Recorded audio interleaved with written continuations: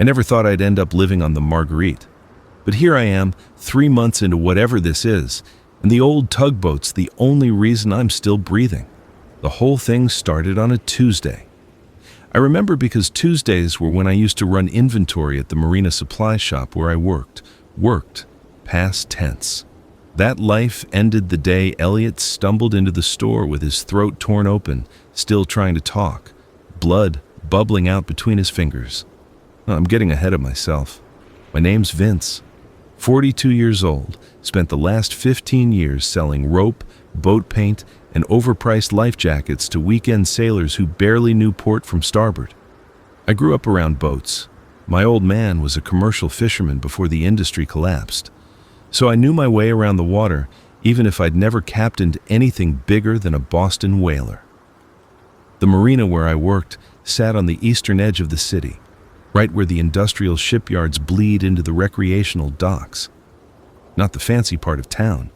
Most of our customers were workboats, tugs, small cargo vessels.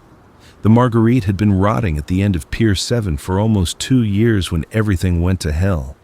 She was a 1970s-era harbor tug, maybe 65 feet long, built like a floating brick.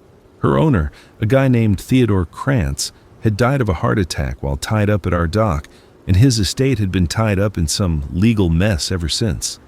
So she just sat there, slowly accumulating gull shit and rust, her blue and white paint peeling in long strips. I'd been aboard her a few times. We had to pump out her bilge occasionally to keep her from sinking at the dock, so I knew her layout. 2 decks, a wheelhouse up top, crew quarters below with 4 tiny bunks, a galley the size of a closet, and an engine room that smelled like diesel and dead fish. The first signs something was wrong came through the radio. We kept a marine VHF running in the shop, and around midday I started hearing chatter from the Coast Guard, lots of it, all sounding increasingly desperate. Medical emergencies, attacks, reports of people acting violent and unresponsive. I figured maybe PCP had hit the streets or something. The city had problems. This wasn't news. Then Elliot came in. I'd known Elliot for years. He ran a water taxi service, good guy, always paid his bills on time. When the door chimed and I looked up from the register, he was standing there swaying, one hand pressed against his neck. Blood, so much blood, running down his shoulder and soaking his shirt. His eyes were wrong, glassy, empty. Jesus, Elliot, what happened? I came around the counter fast, reaching for him. He lunged, no other word for it. 1 second he was standing there, the next he was coming at me with his mouth open, making this sound. Not a scream, not a groan, something in between, wet and hungry. I grabbed a boat hook off the wall display and swung it without thinking. The blunt end caught him in the chest and knocked him sideways into a shelf of marine epoxy. He went down hard, but started getting back up immediately. No pause, no reaction to pain. Elliot, stop! It's me, Vince! He didn't stop. His jaw was working, teeth clicking together, and I could see the wound on his throat clearly now. Ragged, deep, like something had bitten a chunk right out of him, still bleeding. How was he even standing? I backed toward the door, keeping the boat hook between us. He came after me, stumbling over a display of anchor chain, but never slowing. I shoved through the door and ran. Just ran. Down the dock toward the water, my work boots hammering the weathered planks, and behind me I could hear him following, that awful wet sound coming from his ruined throat. The docks were chaos. I registered it in fragments as I ran, screaming from the parking lot, someone's car alarm blaring, smoke rising from somewhere inland. 2 people were fighting near Pier 4, except it wasn't a fight. One was on top of the other, doing something to their face. I didn't stop to look closer. The Marguerite sat at the far end of Pier 7, exactly where she'd been for 2 years. I didn't consciously decide to run toward her. I just needed distance from Elliot, from whatever was happening. The pier was long, maybe 200 feet, and my lungs were burning by the time I reached her. Behind me, Elliot was still coming, moving in this relentless shuffle jog that never slowed despite his injuries. I jumped the gap between the dock and the tugboat's rail, landed on her deck, and immediately started casting off lines. My hands shook, but the muscle memory was there. I'd tied and untied boats 10,000 times. Spring line, bow line, stern line. Elliot reached the edge of the dock just as I threw off the last line. He didn't hesitate, just stepped right off into the gap. He missed the boat and went straight into the water. I expected him to surface, to struggle, to drown. He did surface, but instead of struggling, he just kept trying to move toward the boat, his arms pulling at the water in these weird, uncoordinated strokes. Not swimming, just moving. The current was pulling him away from the dock, pulling the Marguerite too, and I watched him recede, his destroyed throat still visible above the waterline, his mouth still working. The tugboat was drifting now, no engine, no control, just floating free. I scrambled up to the wheelhouse, praying Theodore had left the keys. Boat people sometimes did that with boats they kept at their home dock. The wheelhouse door was unlocked. Inside smelled like mildew and old coffee. The keys were hanging on a hook next to the wheel. My hands were shaking so badly, it took 3 tries to get the key in the ignition. The starter motor groaned, complained, and then the big diesel engine turned over with a sound like God clearing his throat. Black smoke belched from the exhaust. The whole boat vibrated. I'd never piloted anything this big, but the controls were straightforward. Throttle, wheel, gauges I barely understood. I pushed the throttle forward, and the Marguerite began to move, her blunt bow pushing through the harbor water. Behind me, the marina was burning. I could see it clearly from the wheelhouse, flames engulfing the supply shop, spreading to the neighboring buildings. People were running along the docks, and some of them were chasing others, and I realized with a cold clarity that what happened to Elliot was happening everywhere.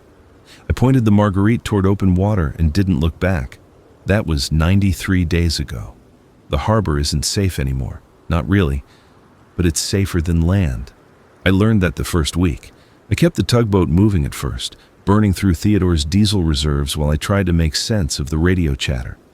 The official broadcasts lasted 3 days, instructions to shelter in place, announcements about evacuation centers, increasingly frantic appeals for military assistance. Then, silence. After that, it was just scattered survivors on various frequencies, their messages getting fewer and more desperate each day. The infected, I call them that because zombie feels ridiculous even now, can't swim. They can wade into shallow water, and I've seen them walk off docks and piers, but they sink. They don't drown exactly. I don't think they need to breathe normally. I've watched them underwater through the clear patches near the old industrial piers, just walking along the bottom, arms reaching upward. It's why I stay anchored in deep water. The Marguerite sits now about 400 yards off what used to be called Riverside Park in about 60 feet of water.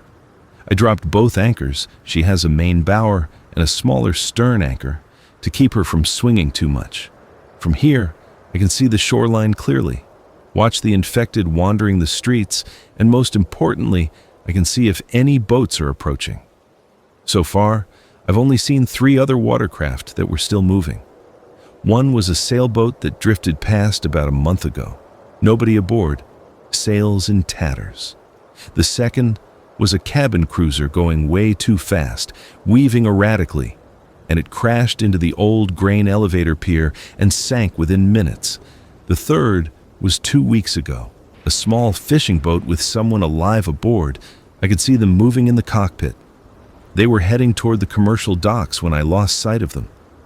I never saw them again. I should explain how I'm surviving out here, because that's what occupies most of my time now, the logistics of staying alive on a dead boat in the middle of a dying city. Water was the first problem. The Marguerite has 2 water tanks, combined capacity of about 200 gallons. When I first took her, they were maybe a quarter full, 50 gallons of questionable water that had been sitting stagnant for 2 years. I've been rationing it carefully, using maybe a gallon a day for drinking and cooking, another gallon every few days for washing. I've rigged a rainwater collection system using a plastic tarp spread across the aft deck, funneling into 5-gallon buckets. When it rains, and it rains a lot this time of year, I can collect 20, 30 gallons in a good storm. I filter it through coffee filters and a jury-rigged charcoal filter I made from the remnants of a barbecue grill I found in the crew quarters. The water tastes like plastic and smoke, but it hasn't killed me yet. Food is harder. The first 2 weeks I survived on what was already aboard. Theodore had left some provisions, canned soup, crackers, a jar of instant coffee, some rice. Not much. Maybe a week's worth if I stretched it. The crew quarters also yielded half a bottle of bourbon, 3 packs of cigarettes gone stale, and a penthouse from 1994. I've read that magazine cover to cover at least 20 times now. I knew I'd starve if I stayed on the boat, so I had to go ashore. The first supply run was on day 16. I planned it for 3 days, studying the shoreline through a pair of binoculars I found in the wheelhouse, mapping out routes, counting infected, looking for patterns in their movement. There's an old warehouse district about a quarter-mile north of where I'm anchored. Before everything collapsed, it was mostly abandoned buildings and condemned factories, which meant not many people, which meant, I hoped, not many infected. I could see a corner store from the water, one of those family-run places with bars on the windows. The bars were still intact. I used the Marguerite's inflatable tender, beat-up Zodiac with a small outboard motor, to reach shore. Tied up at a concrete loading dock away from any streets where infected might see me. The city smelled wrong, death and smoke and something else, something sweet and rotten that stuck in the back of my throat. The silence was worse than the smell. Cities aren't supposed to be silent. The infected notice movement and sound. I'd figured that much out from watching them through the binoculars. They don't see well, at least I don't think they do. But they react to noise immediately. So I moved slowly, carefully, keeping to the shadows of buildings, my boat hook in hand, because it was the closest thing to a weapon I had. The corner store's door was locked, but the glass was already broken, probably from the first days of panic. I climbed through carefully, my boots crunching on the glass inside. The shelves had been picked over but not emptied. People had grabbed the obvious stuff, bread and water and beer, but they'd left a lot behind. I filled a backpack with canned goods, focusing on high-calorie items. Canned tuna, canned chicken, soup, beans, fruit cocktail, and syrup. There was a whole shelf of instant ramen that nobody had touched. It took as much as I could carry. On the way out, I heard the sound, that wet, throaty groan, close. I froze, every muscle locked, my heart trying to punch through my ribs. Shadows moved in the street outside, 3 of them, shambling past the store, so close I could hear their feet dragging on the pavement. I held my breath, waited. They passed without turning toward the broken door. I made it back to the Zodiac, loaded the supplies, and got out of there. My hands didn't stop shaking until I was halfway back to the Marguerite. I've made 11 supply runs since then, all to different locations along the waterfront. I've learned things. The infected are more active during the day. Not sure why. Maybe something about light or temperature. They congregate in certain areas, particularly anywhere that had a lot of people when things fell apart. The downtown shopping district is a writhing mass of them, thousands, maybe tens of thousands. I stay far away from there. The residential neighborhoods are less dense, but more unpredictable. You'll find them alone or in small groups, often in houses, like some part of their brain remembers that's where they're supposed to be. I've also learned they're deteriorating. The ones I see now, 3 months in, look worse than the early ones. Their skin is gray-green, sleeving off in places. Some are missing limbs, not from injuries but from rot, flesh just falling away from bone. They move slower than they did at first, but there are so many of them, and slow doesn't mean harmless. Fishing helps supplement the canned goods. The harbor is still full of fish, more than before probably, since nobody's been fishing commercially. I've got a rod and reel I salvaged from a swamped boat I found drifting, and I've caught striped bass, flounder, even a small tuna once. I rig lines at night, let them sit, check them in the morning. It's not reliable. Some days I catch nothing, but when it works, Fresh fish is a hell of an improvement over 3-month-old canned corn. The Marguerite herself is both my salvation and my prison. She's solid, reliable, exactly what you'd want in a survival situation.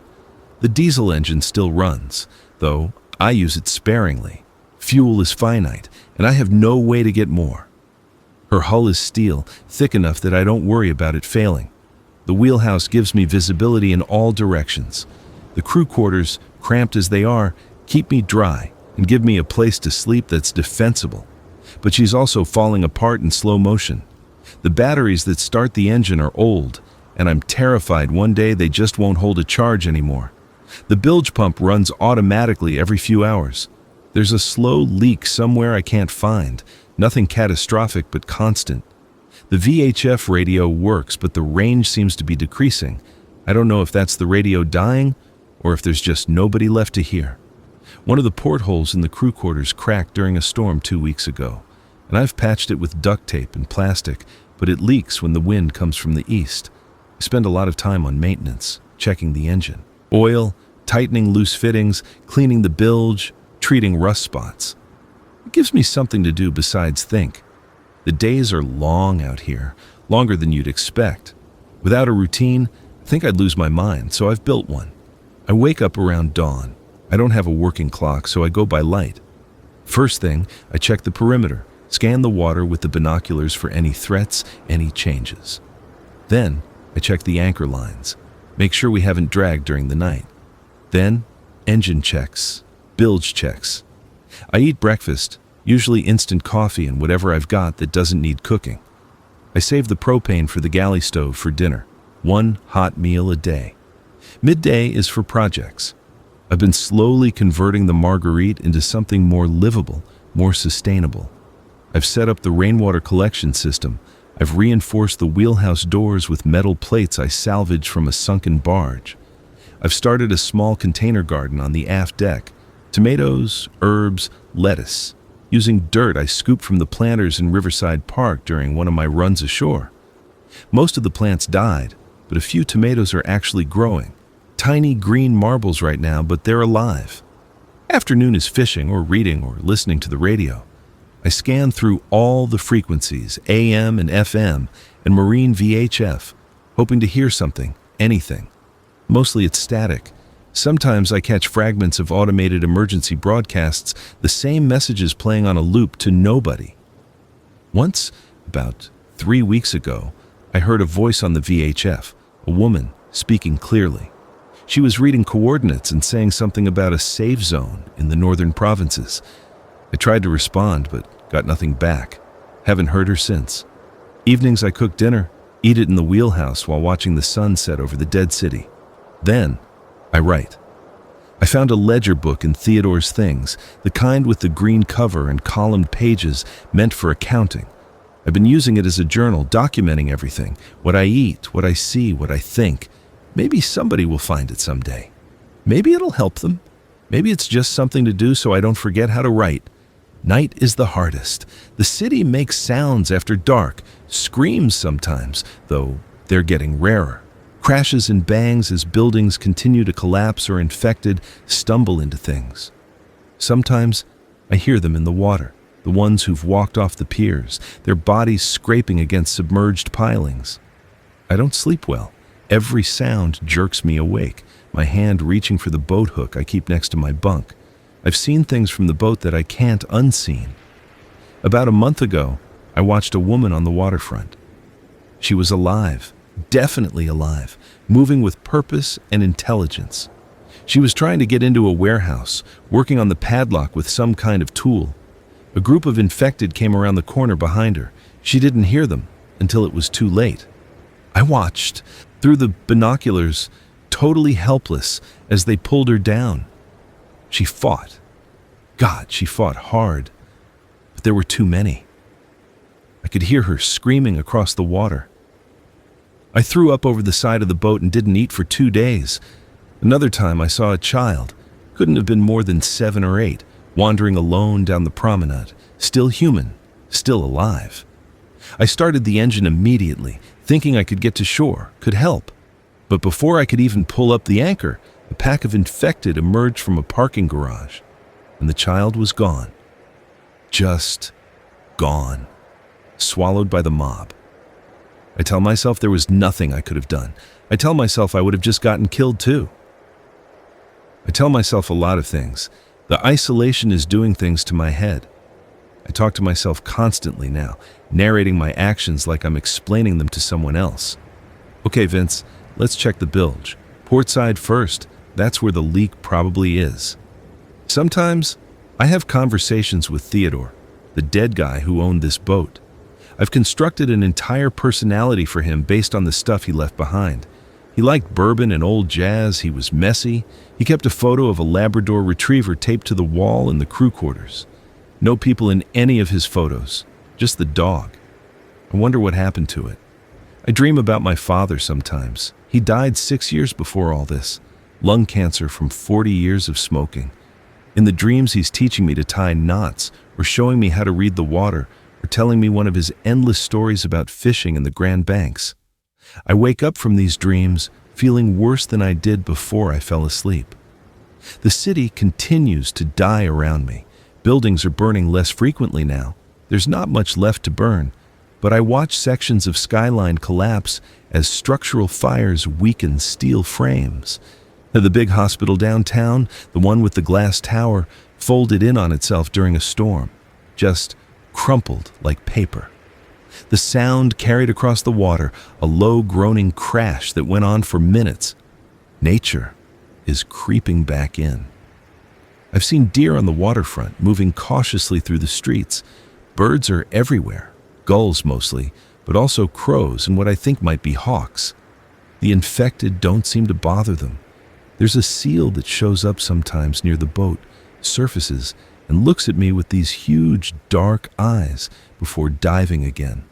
I've named her Patricia. Don't know why. She doesn't care. 3 days ago, something happened that changed things. I was doing my morning scan with the binoculars, checking the shoreline, when I saw smoke. Not the usual smoke from a burning building. This was thinner, whiter. Cook smoke. Coming from somewhere around the old ferry terminal, about a mile north of my position. Where there's cook smoke, there's people, living people. I spent the whole day watching that area, and in the afternoon I saw them. 2 figures moving on the terminal's upper deck, working on something I couldn't make out from this distance. They moved like people, purposeful and coordinated, not the shambling gait of the infected. I had to make a decision, stay isolated and safe, or try to make contact. The thought of talking to another living person, hearing a voice that wasn't my own or from a fading radio broadcast, was overwhelming. But so was the risk. I didn't know these people. Didn't know if they were friendly, desperate, dangerous. Didn't know if they'd even want another mouth to feed. I decided to get closer.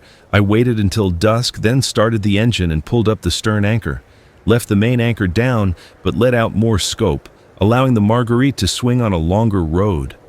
This brought me about 200 yards closer to the ferry terminal, while still keeping me in deep water. I killed the engine and drifted, watching. As darkness fell, I saw lights, flashlights, maybe a lantern, moving inside the terminal building. The terminal is a big concrete and glass structure, 2 stories, built right out over the water on massive pilings. Before, it serviced the passenger ferries that ran to the islands. Now, the ferries are gone. I can see one of them capsized against the north breakwater. I watched until full dark, then used the VHF radio. Any stations? Any stations. This is motor vessel Marguerite calling the ferry terminal. Do you copy? Static. I tried again. Ferry terminal. This is the tugboat anchored south of your position. I can see your lights. I'm friendly. Do you copy? More static then. Marguerite, this is Riley at the ferry terminal. We copy. Who are you? A woman's voice, young, cautious. I was so startled to hear another human voice in real time that I fumbled the handset. My name's Vince. I've been anchored out here for 3 months. I saw your smoke. How many of you are there? A pause. Background voices I couldn't make out. Then Riley again. Just 2 of us. Me and my brother Garrett. You alone? Yeah. Just me. Another pause. You sick? Bit? No. Healthy. Been isolated on the boat the whole time. Stay where you are tonight. We'll talk more in the morning. Keep your radio on channel 16. Then she was gone. I didn't sleep at all that night. I kept playing the conversation over in my head, analyzing every word, every pause. Part of me was elated. Other people, survivors, potential allies. Another part was screaming warnings. I didn't know them. The world had ended, and people do bad things when the world ends. I've read enough books, seen enough movies. Desperation makes monsters out of ordinary folks. But I was desperate too, in my own way. Desperate for human connection, for conversation, for the possibility that survival might mean something more than just postponing death. Dawn came slowly. I made coffee, forced myself to eat some canned peaches, kept the binoculars trained on the ferry terminal. Around 8, I saw movement on the upper deck. 2 people came, outside, both looking toward the Marguerite through their own binoculars. We watched each other watch each other. The radio crackled. "Vince, you awake?" I grabbed the handset. "I'm here. We want to meet face to face. You willing?" Every instinct said this was a trap. "Where?" "We've got a dock on the south side of the terminal that's still intact. You can tie up there, stay on your boat if you want. We'll come out, talk where you can see us. We won't come armed." I thought about it. The dock would put me in a position where I could cast off quickly if things went wrong. I'd have an escape route. "Okay, give me 20 minutes. I fired up the Marguerite, pulled the main anchor, my arms burning from the effort. The windlass was electric, but I didn't trust it, and motored slowly toward the ferry terminal. The closer I got, the more details I could see. The terminal building's glass was mostly shattered. The infected had definitely been here. I could see bodies, or parts of bodies, scattered around the plaza, but none of them were moving. The south dock was a floating concrete pontoon, surprisingly stable. I brought the Marguerite alongside and tied off bow and stern. Cut the engine, grabbed the boat hook, and climbed up to the wheelhouse where I had the best view. 2 people emerged from the terminal building. Riley was maybe 25, thin, with dark hair pulled back in a ponytail. She wore jeans and a heavy jacket, and even from a distance I could see the exhaustion in her posture. Garrett was younger, early 20s maybe, taller than his sister, with a scraggly beard and the same dark hair. Neither appeared to be carrying weapons, but that didn't mean much.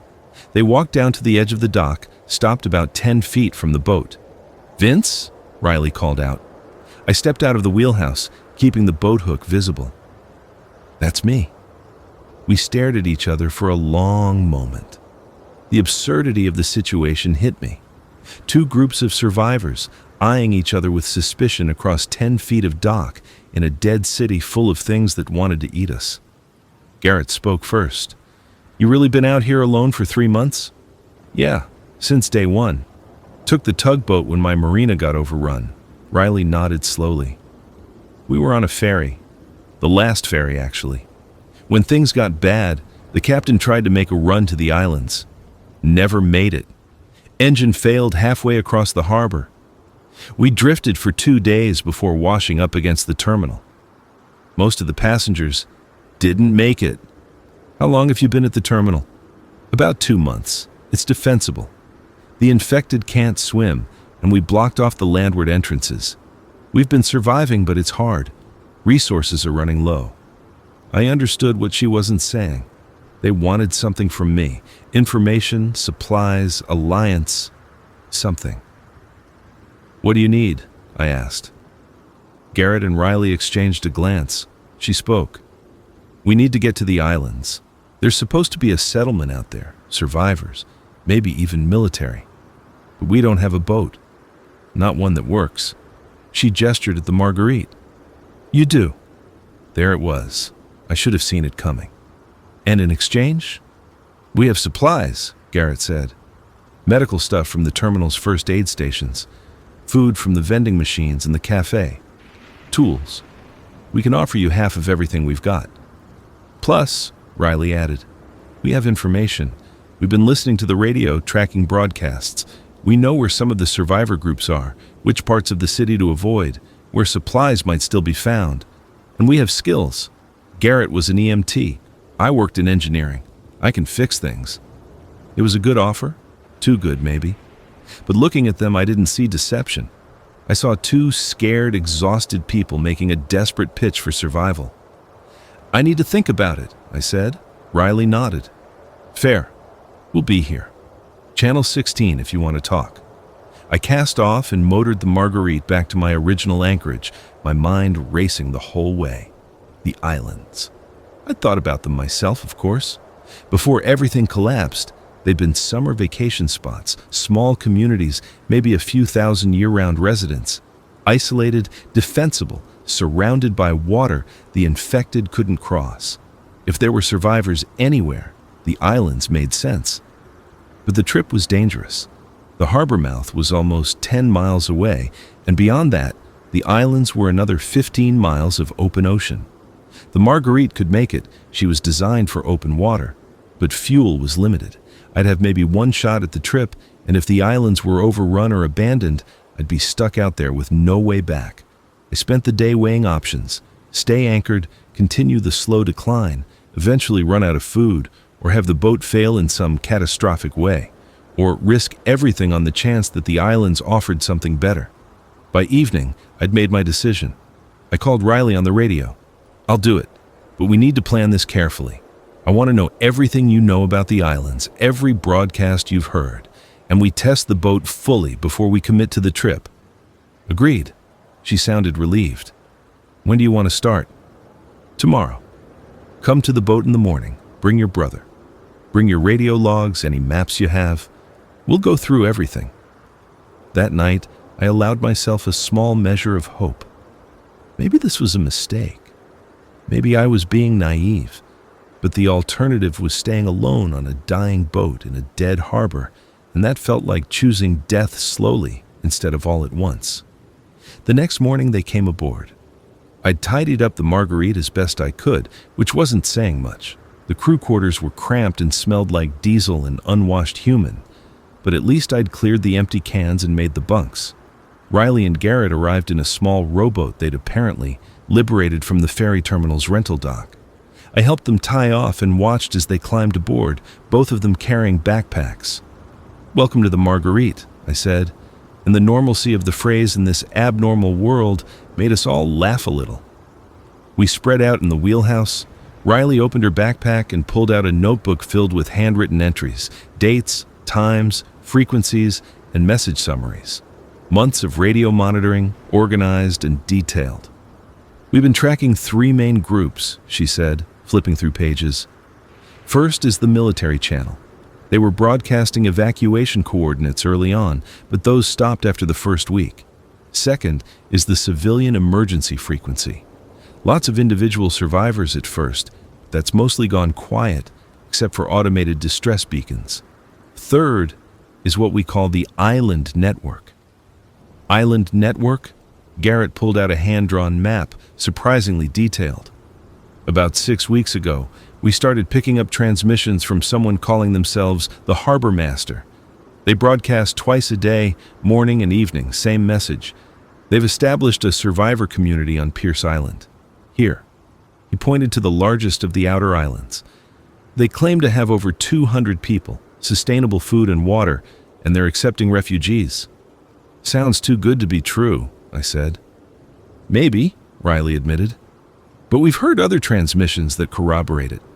Individual survivors saying they made it to Pierce, thanking the harbor master. Logistics discussions about supply runs. It's not just one person making stuff up." I studied the map. Pierce Island was about 25 miles from our current position, accounting for the route we'd need to take through the harbor and around the outer breakwaters. "What's the catch?"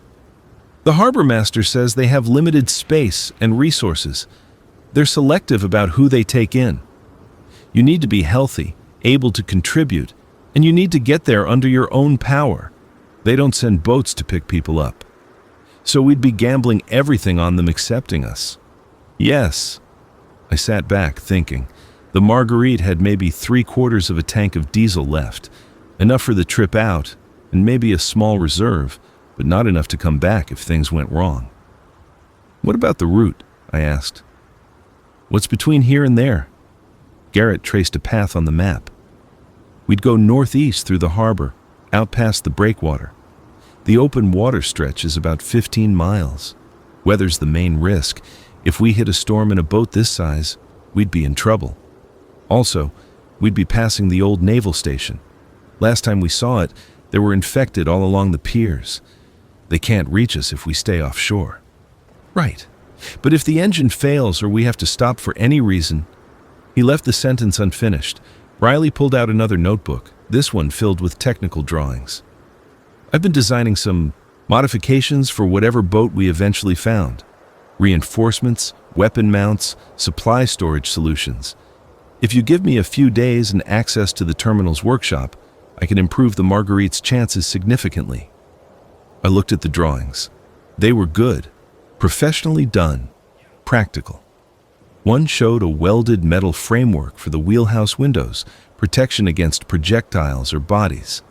Another detailed a simple derrick system for hauling supplies. A third was a water filtration setup, more sophisticated than my jury-rigged charcoal filter. "How long would this take?" "A week, maybe. Depends on what materials I can scavenge." A week? I'd been alone for 3 months. Another week wouldn't kill me. And if it meant better odds of surviving the trip, okay, we'll do the modifications first. But I want to do a test run before we commit to the full journey. Take the boat out into the harbor, make sure the engine performs, check for any issues. They both nodded agreement. We spent the rest of the day going over details, and somewhere in the process, the careful distance between us began to thaw.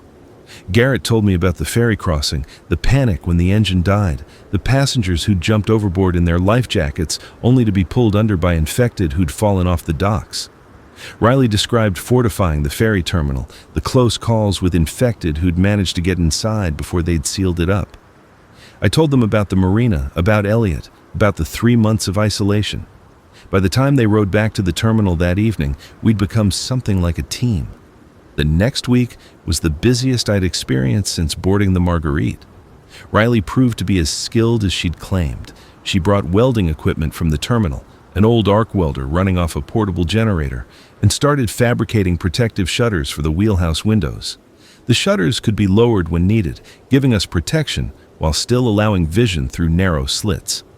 She also reinforced the wheelhouse door with steel plate and added a locking mechanism that could be secured from inside.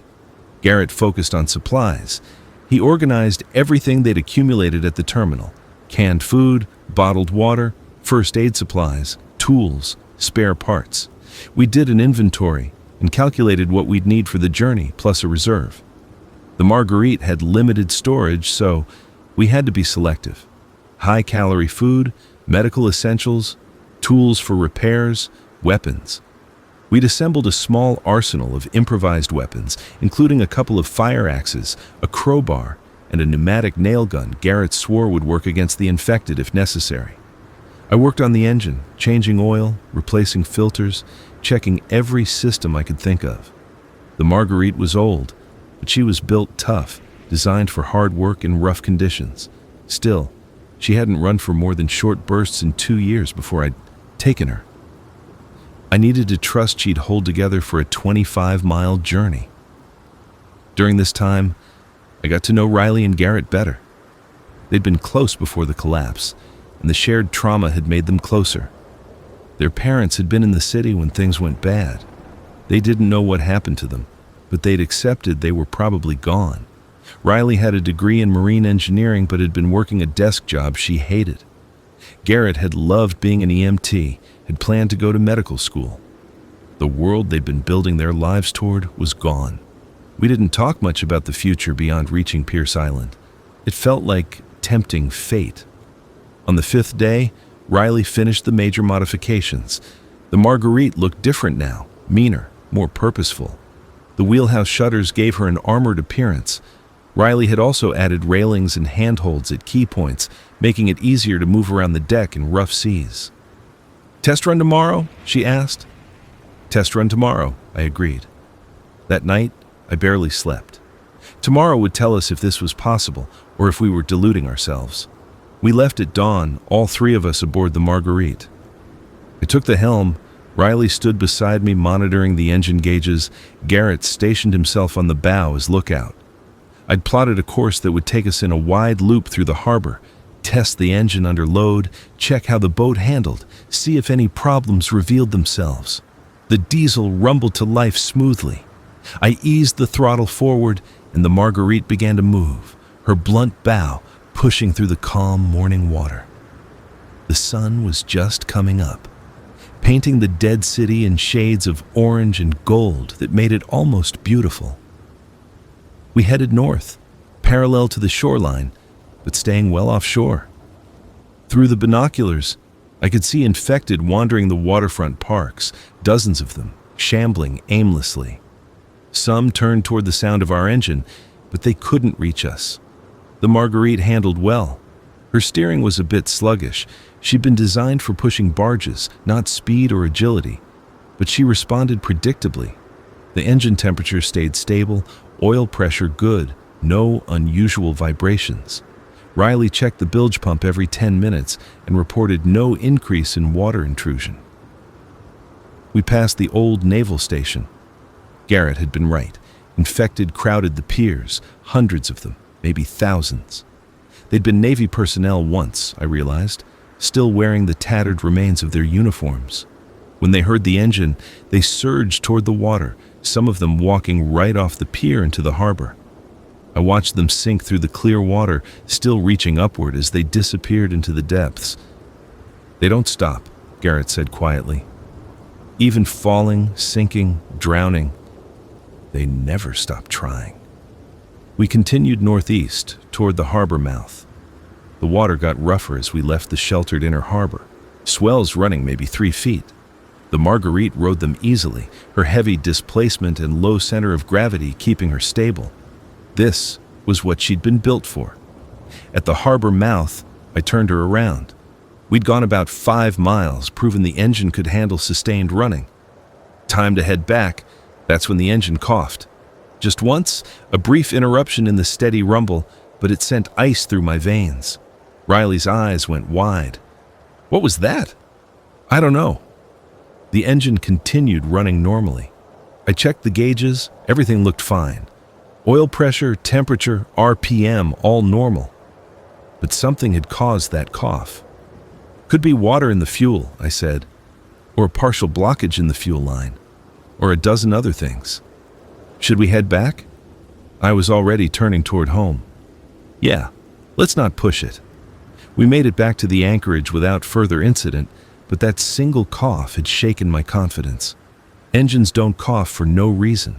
Something was wrong, and if it failed during the run to Pierce Island in open water with no backup, we'd be dead.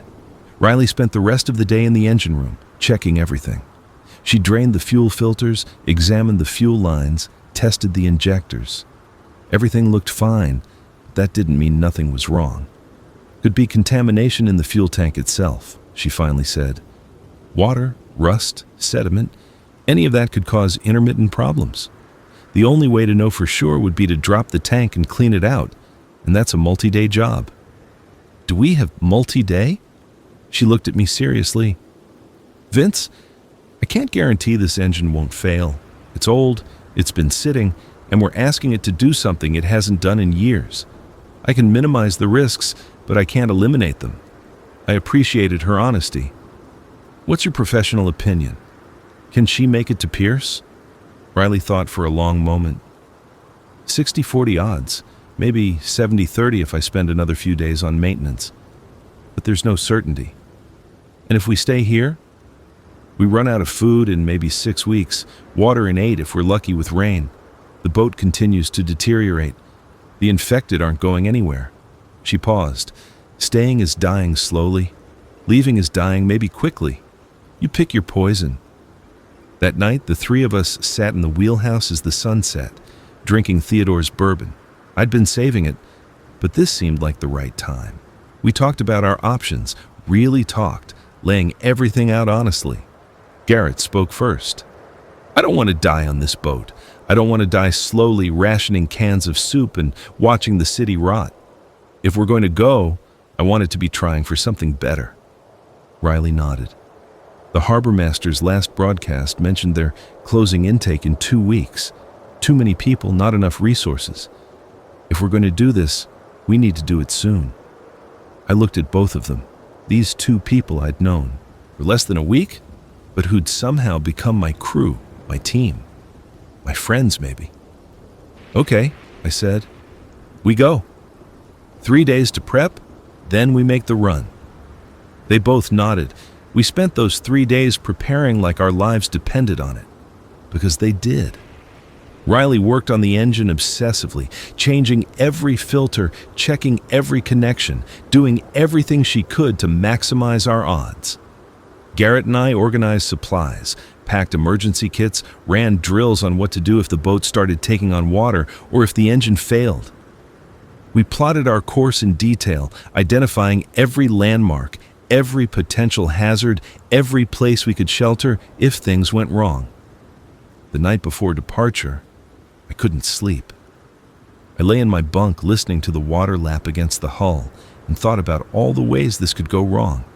Engine failure, storm, running aground, pirates, because in a collapsed world, there were always pirates, getting to Pierce only to find it overrun or the community hostile or the harbor master's broadcasts a lie. But I also thought about what might go right. Other people, maybe dozens or hundreds, safety in numbers, real food, fresh water, a purpose beyond just surviving another day. The possibility, however small, of rebuilding something. Dawn came gray and cold. We'd checked the weather forecast. The automated marine forecast was still broadcasting somehow, and we had a window of decent conditions. Seas 3 to 4 feet, winds 10 to 15 knots, no storms predicted for 48 hours. Riley and Garrett arrived early, rowing from the terminal for the last time. We loaded their supplies, secured everything that could move, did a final check of the boat. I started the engine and it caught immediately, running smooth and strong. Maybe that cough had been nothing. Maybe we'd get lucky. "Ready?" I asked. They both nodded. I pulled up the anchor, feeling its weight strain against the windlass. And then we were free, untethered, committed. I pointed the Marguerite's bow northeast and pushed the throttle forward. The city fell away behind us, that vast graveyard of buildings and streets and lives. I didn't look back. Forward was the only direction that mattered now. We made good time through the inner harbor. The morning was quiet, just the rumble of our engine and the cry of gulls.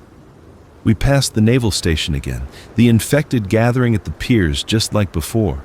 And then we were beyond them, entering the outer harbor, where the water deepened and the swells grew larger. The Marguerite handled it well, her bow rising and falling in a steady rhythm. Riley stayed glued to the engine gauges. Garrett scanned ahead with the binoculars, watching for debris or hazards. I kept both hands on the wheel, feeling the boat's movement, making small corrections to keep us on course. An hour passed, then 2. We'd covered maybe 8 miles, the city now a dark smudge on the horizon behind us. Ahead, I could just make out the outer breakwater, a long arm of rocks and concrete that marked the true entrance to open ocean. The engine coughed. Shit! Riley was already moving toward the engine room hatch. The engine recovered, kept running, but my heart was racing. Not now, not out here. Riley disappeared into the engine room. I could hear her down there, banging around, checking things.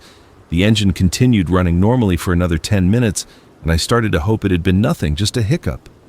Then it coughed again, and this time, it didn't recover smoothly. The RPMs dropped, the boat slowed, and I could hear the engine laboring, missing on a cylinder. "Riley, I know, I'm working on it."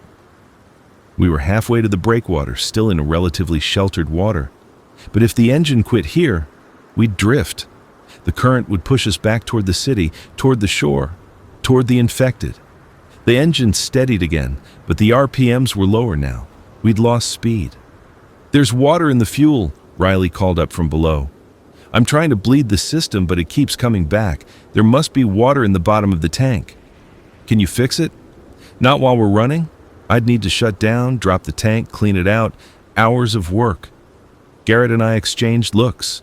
We were committed now, past the point where we could safely return to the harbor and start over. Forward was the only option. How bad? I called down to Riley. Bad enough that we might not make it on engine power alone. I looked at the Marguerite's mast. She had one, a stubby thing meant for signal flags and a radio antenna. But no sails. We couldn't sail out of this. We drift, I said. If the engine quits, we drift, and we hope the current takes us in the right direction. Riley emerged from the engine room, grease-stained and sweating despite the cold. The current does flow northeast this time of year. It's not strong, but it's there. We might make it. Might! The engine coughed again, harder this time, and shuddered. I could feel it through the whole boat. The RPMs dropped dangerously low. "Come on," I whispered. "Come on, girl. Just a little farther." And maybe the Marguerite heard me. Or maybe we just got lucky. But the engine caught again and stabilized. We limped forward, making maybe 3 knots now instead of our earlier 6, but still moving under power. We passed the breakwater at noon. The water beyond was rougher, true ocean swells running 4 to 5 feet, and the Marguerite wallowed in them, her reduced speed making her less stable. Garrett turned green and threw up over the side. Riley and I weren't far behind, but we fought it down. The engine was failing. I could hear it, feel it, smell it, something burning, something wrong. But it kept running somehow, coughing and sputtering, but never quite dying. Garrett spotted the islands first, late afternoon sun turning them into dark shapes on the horizon. Pierce was the largest, maybe 2 miles long, with hills rising from the center. We were still 10 miles out, maybe more. "Can we make it?" Garrett asked. I looked at the gauges. Fuel was low. The engine temperature was climbing. Every instinct said we wouldn't make it. I don't know. We kept going. The sun moved lower, painting the sky in reds and oranges. The islands grew larger but still impossibly far. The engine's cough became a constant thing now, a rhythmic stutter that made my teeth ache. Then, as the sun touched the horizon, the engine died. Just stopped. One moment it was running, the next there was silence, except for the wind and the slap of waves against the hull. "Shit!" Riley dove back into the engine room, but I knew it was done. We'd gotten everything the old diesel had left to give. The Marguerite began to drift. I checked our position as best I could. We were maybe 6 miles from Pierce Island, close enough to see details on the shore, but too far to swim, too far to reach without power.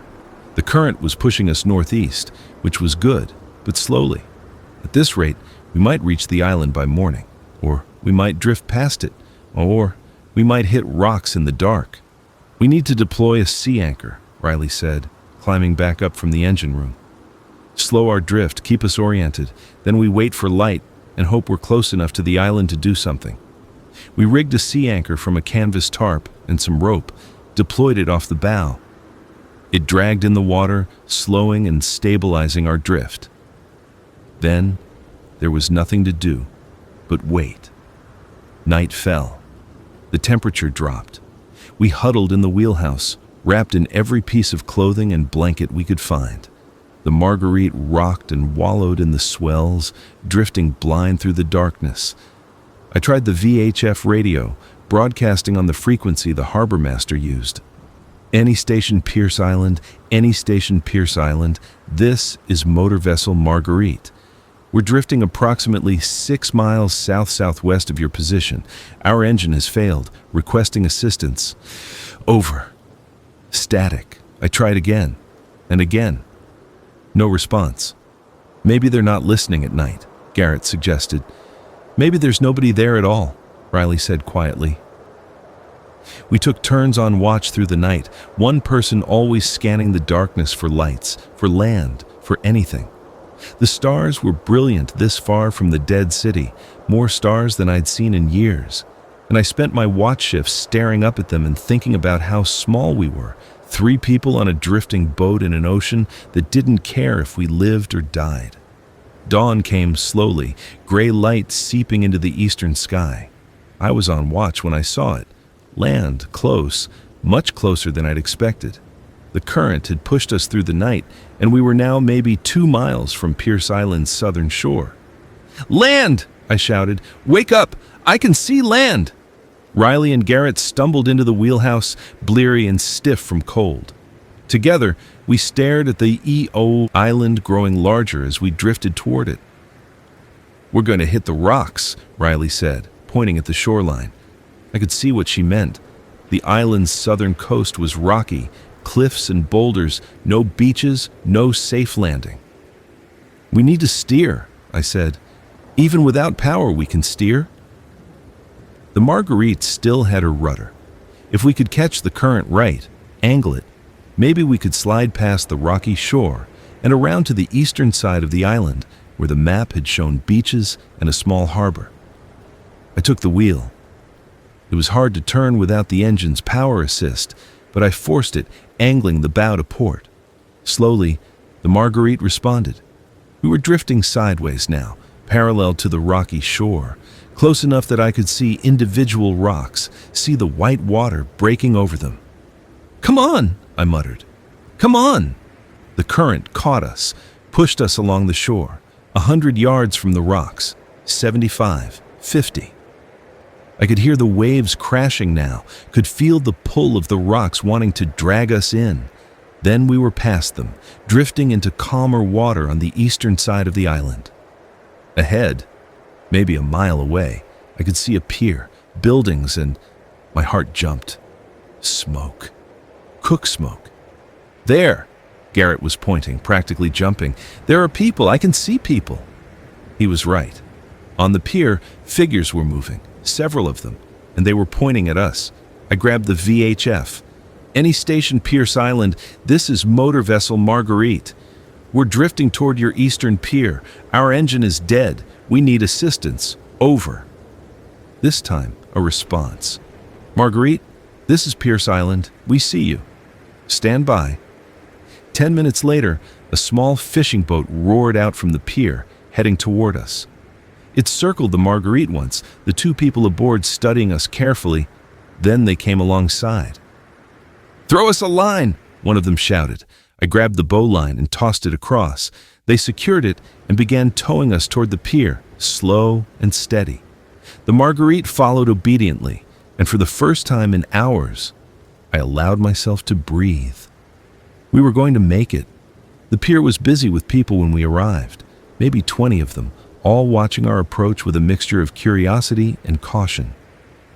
The fishing boat maneuvered us skillfully alongside the pier, and willing hands grabbed our lines, securing the Marguerite. An older man, maybe 60, with a gray beard and a weather-beaten face, stepped forward. "Welcome to Pierce Island," he said. "I'm the harbor master. You folks look like you've had a hell of a journey." I looked at Riley and Garrett, both of them exhausted and filthy and grinning like idiots, and I started laughing. Couldn't help it. We'd actually done it. Against all odds, with a dying engine and dumb luck, we'd made it. "Yeah," I said. "You could say that." The harbor master smiled. "Well, come on then. Let's get you some food and figure out if you're staying." We climbed off the Marguerite onto solid ground, or solid pier anyway, and I realized my legs were shaking from cold, from exhaustion, from relief. Someone handed me a cup of coffee, actual hot coffee, and it tasted like the best thing I'd ever drunk. As I stood there, warming my hands on the cup and looking back at the Marguerite bobbing at the pier, I felt something I hadn't felt in 3 months. Hope. But I also felt something else. Something I couldn't quite name. Because I knew deep down that making it to Pierce Island wasn't the end of the story. It was just another chapter in something longer, something more complicated. I was right about that.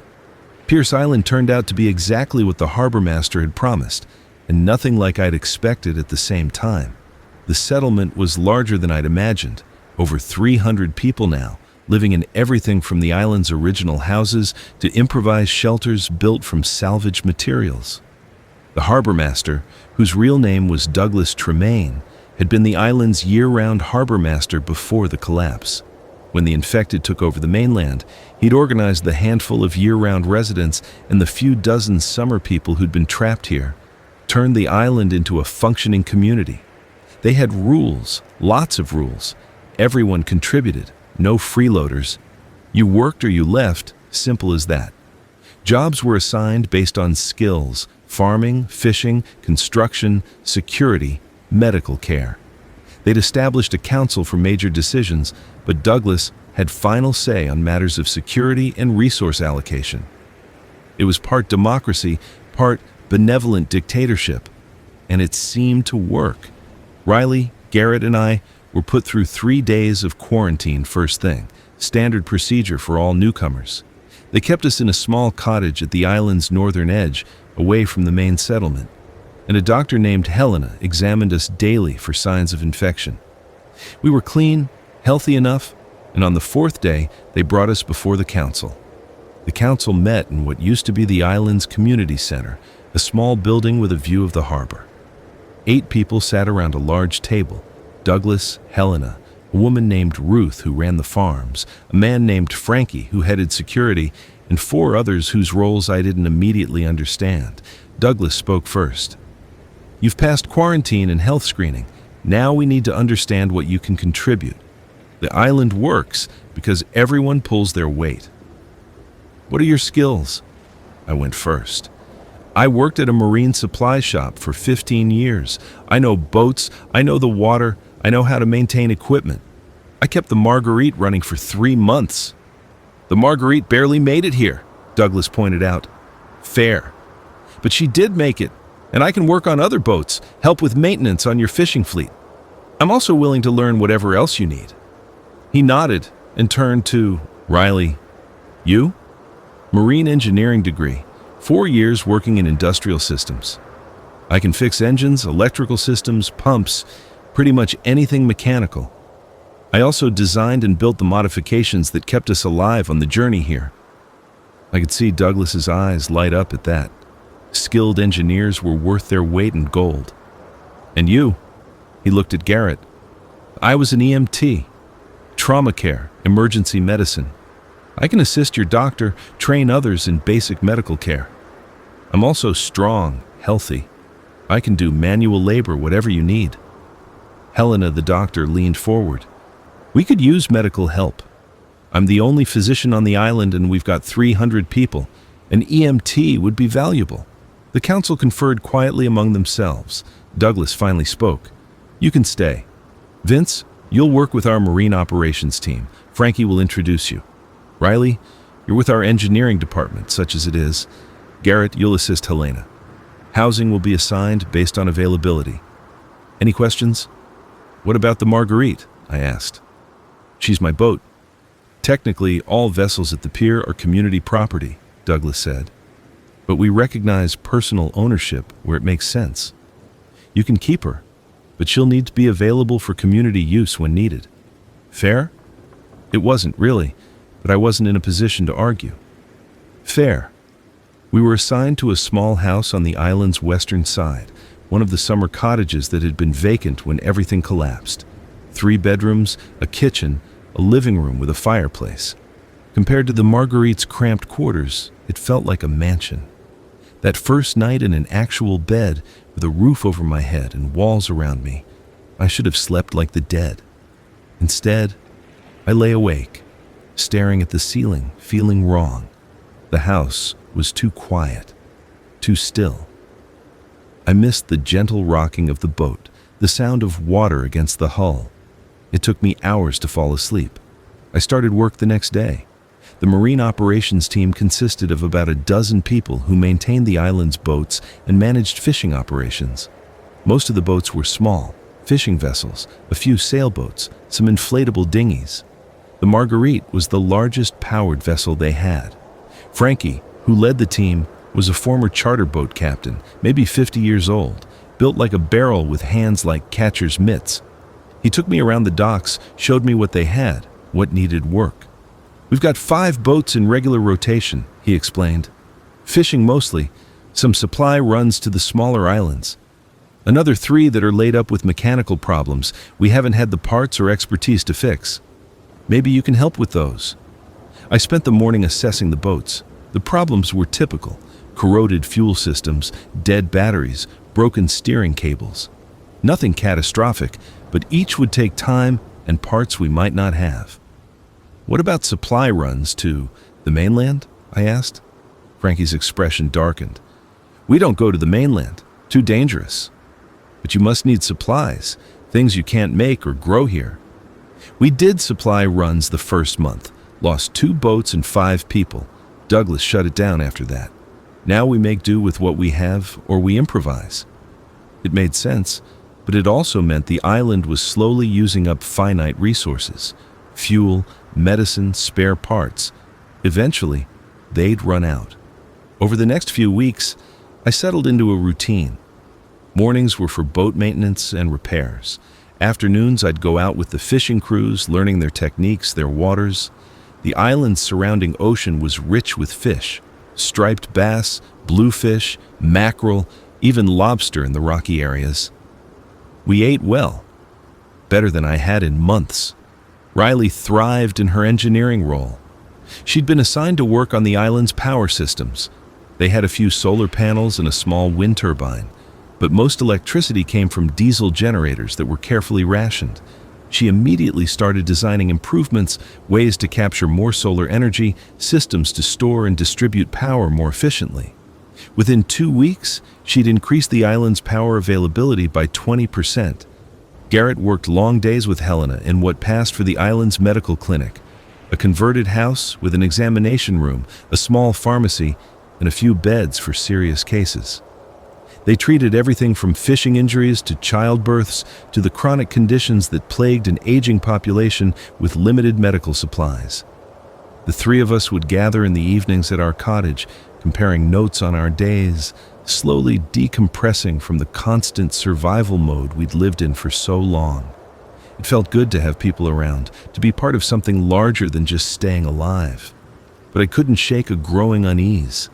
It started with small things: conversations that stopped when I approached, looks exchanged between longtime residents when newcomers spoke at community meetings. A sense that there were 2 groups on the island: the original residents and everyone else. About a month after our arrival, I was working on one of the laid-up boats when I overheard Frankie talking to another member of the Marine team, a guy named Joel. "Can't sustain these numbers," Frankie was saying, his voice low. "Douglas knows it. Another 50 refugees showed up last week. We're already stretching food supplies thin." "So what's he going to do?" Joel asked. "What he has to do? Close the doors. No more refugees after this month. And the ones already here?" A pause. "That's being discussed." They moved away before I could hear more, but the conversation stuck with me. I mentioned it to Riley and Garrett that night. "I've heard similar things," Riley said. "Rumors that the council is considering reducing the population. Nobody seems to know what that means exactly." "They can't just kick people off the island," Garrett said. "That's a death sentence." "They can if they think it's necessary for the survival of everyone else," I said. The atmosphere on the island began to change. The council held closed meetings more frequently. Food rations, which had been generous, were quietly reduced. Security patrols increased, and there was talk of building a fence around the main settlement.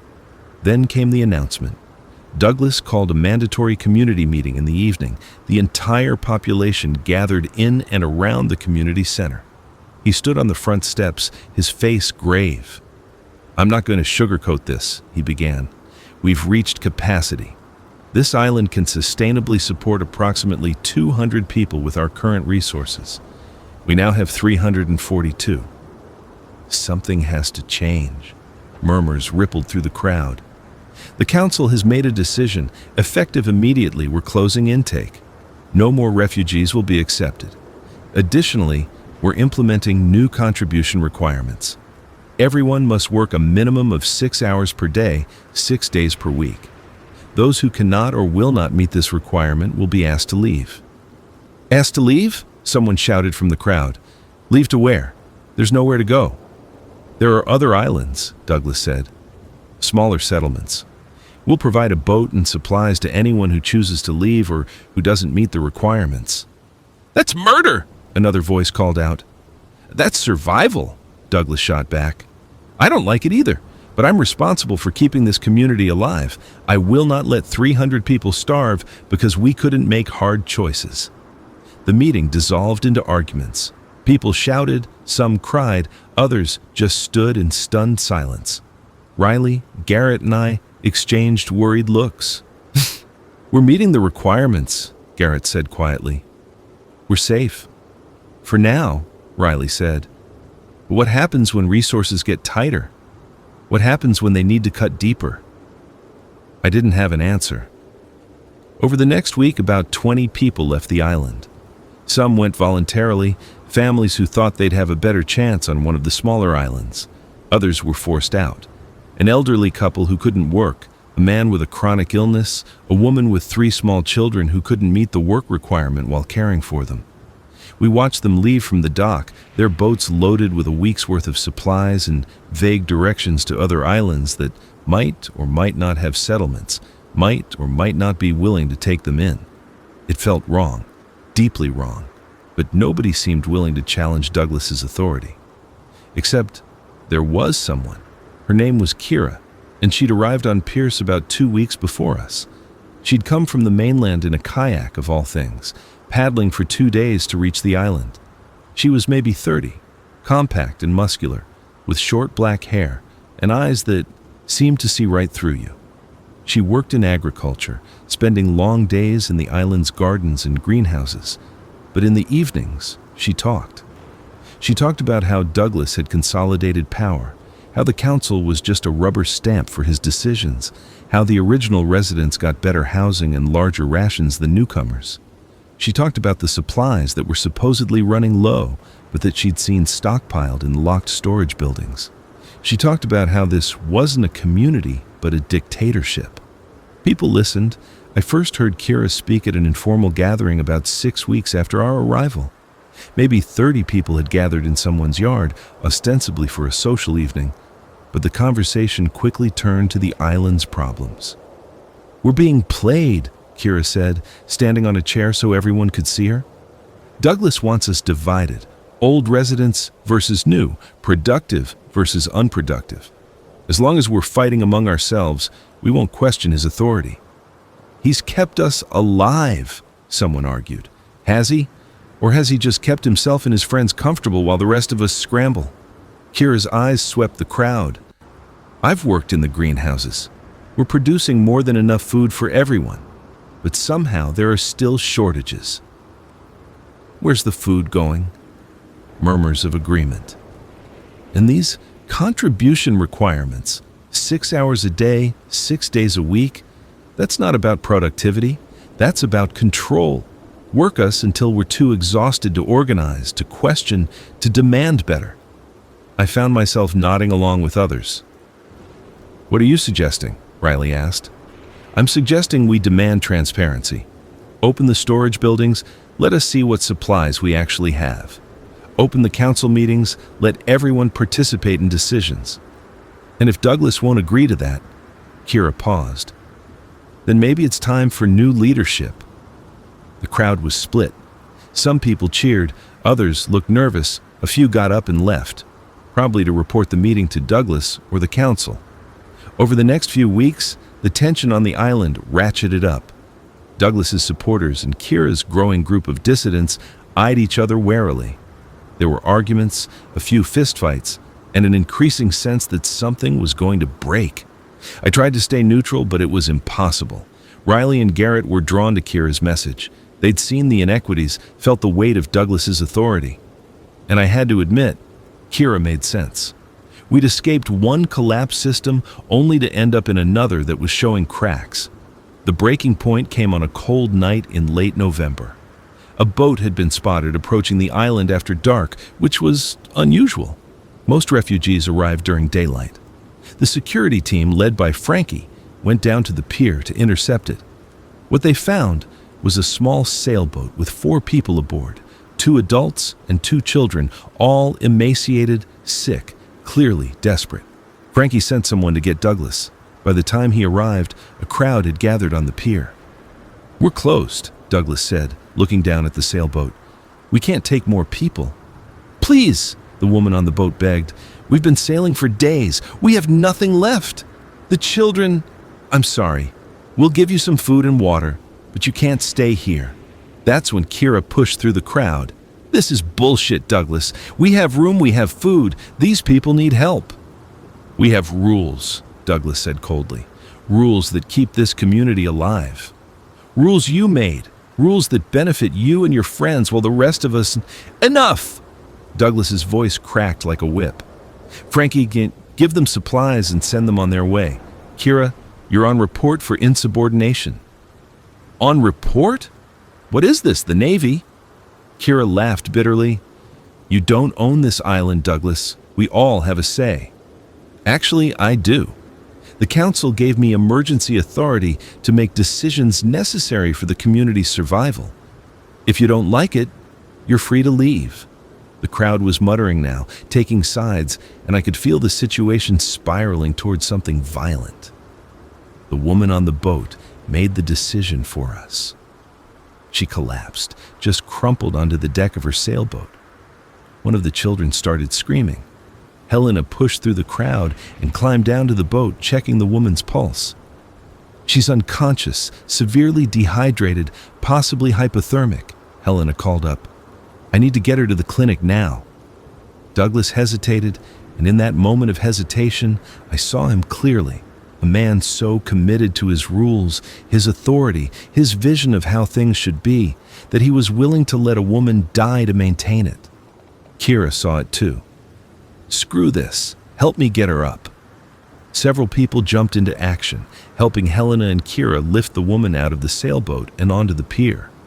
Garrett was there immediately, his EMT training kicking in, checking her vitals, organizing the evacuation to the clinic. Douglas watched, his face unreadable. Then he turned and walked away. The woman survived. Helena and Garrett stabilized her, treated her dehydration and hypothermia, and within a few days, she was recovering. The family was given temporary housing in one of the empty cottages, despite Douglas's objections. But the damage was done. The community was fractured now, split clearly between those who supported Douglas's strict control and those who aligned with Kira's call for change. The council held an emergency meeting and came out with a compromise. A community vote would be held in 2 weeks to decide the island's leadership and policies. Until then, both sides agreed to stand down, to avoid confrontation. It was a fragile peace, and I didn't trust it. I spent those 2 weeks talking to people, listening to arguments from both sides. Douglas's supporters made valid points. The island had survived this long because of strict management, because of hard decisions. Without discipline and structure, everything would fall apart. Kira's supporters were equally convincing. Douglas had become a tyrant, making decisions that benefited a select few while the majority suffered. They needed democracy, transparency, shared decision-making. I found myself torn. I'd seen what happened when authority collapsed, when there were no rules. The mainland was a graveyard because people couldn't organize, couldn't cooperate. But I'd also seen what happened when authority became absolute, when one person's vision overrode everyone else's voice. 3 days before the vote, Riley came home with disturbing news. "I heard something at the workshop today," she said, her voice low. "Some of Douglas's security people talking. They're not planning to accept the vote if it goes against him." "What do you mean?" "I mean, if Kira wins, they're going to intervene. Claim the vote was compromised, declare martial law, something. They're not giving up power." Garrett swore. "So what do we do?" "We warned Kira," I said. "We found her that evening at the greenhouses, working late. When we told her what Riley had heard, her expression hardened." "I expected as much," she said. "Douglas isn't going to go quietly. We need to be ready." "Ready for what?" I asked. "For whatever comes." The next 2 days passed in tense anticipation. Both sides were preparing for something, though nobody was saying exactly what. I saw people stockpiling food, securing weapons, mostly tools that could be used as weapons, but weapons nonetheless. The island felt like a powder keg waiting for a spark. The vote was held in the community center, the same place Douglas had announced the new requirements. Nearly 300 people crammed in and around the building. A neutral three-person committee, including Helena, who both sides trusted, had been chosen to count the votes. The process was simple. Vote for Douglas to continue as harbor master with current policies, or vote for Kira and a new council with shared leadership and open governance. I cast my vote for Kira. So did Riley and Garrett. The counting took 2 hours. In that time, the tension became almost unbearable. I could see Douglas's security people positioned around the building, hands near their makeshift weapons. I could see Kira's supporters doing the same. Finally, Helena stepped forward with the results. Total votes cast, 283. For Douglas, 112. For Kira, 171. Kira wins. For a moment, there was stunned silence.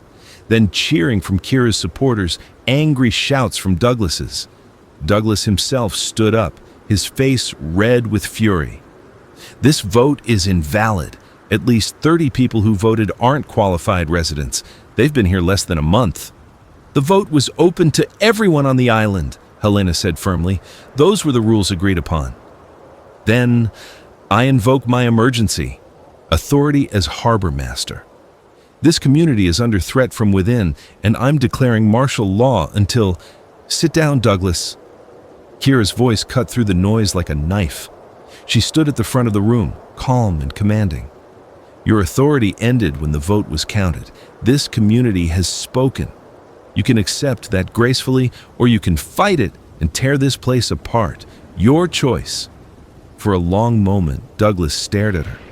I could see him calculating, weighing his options.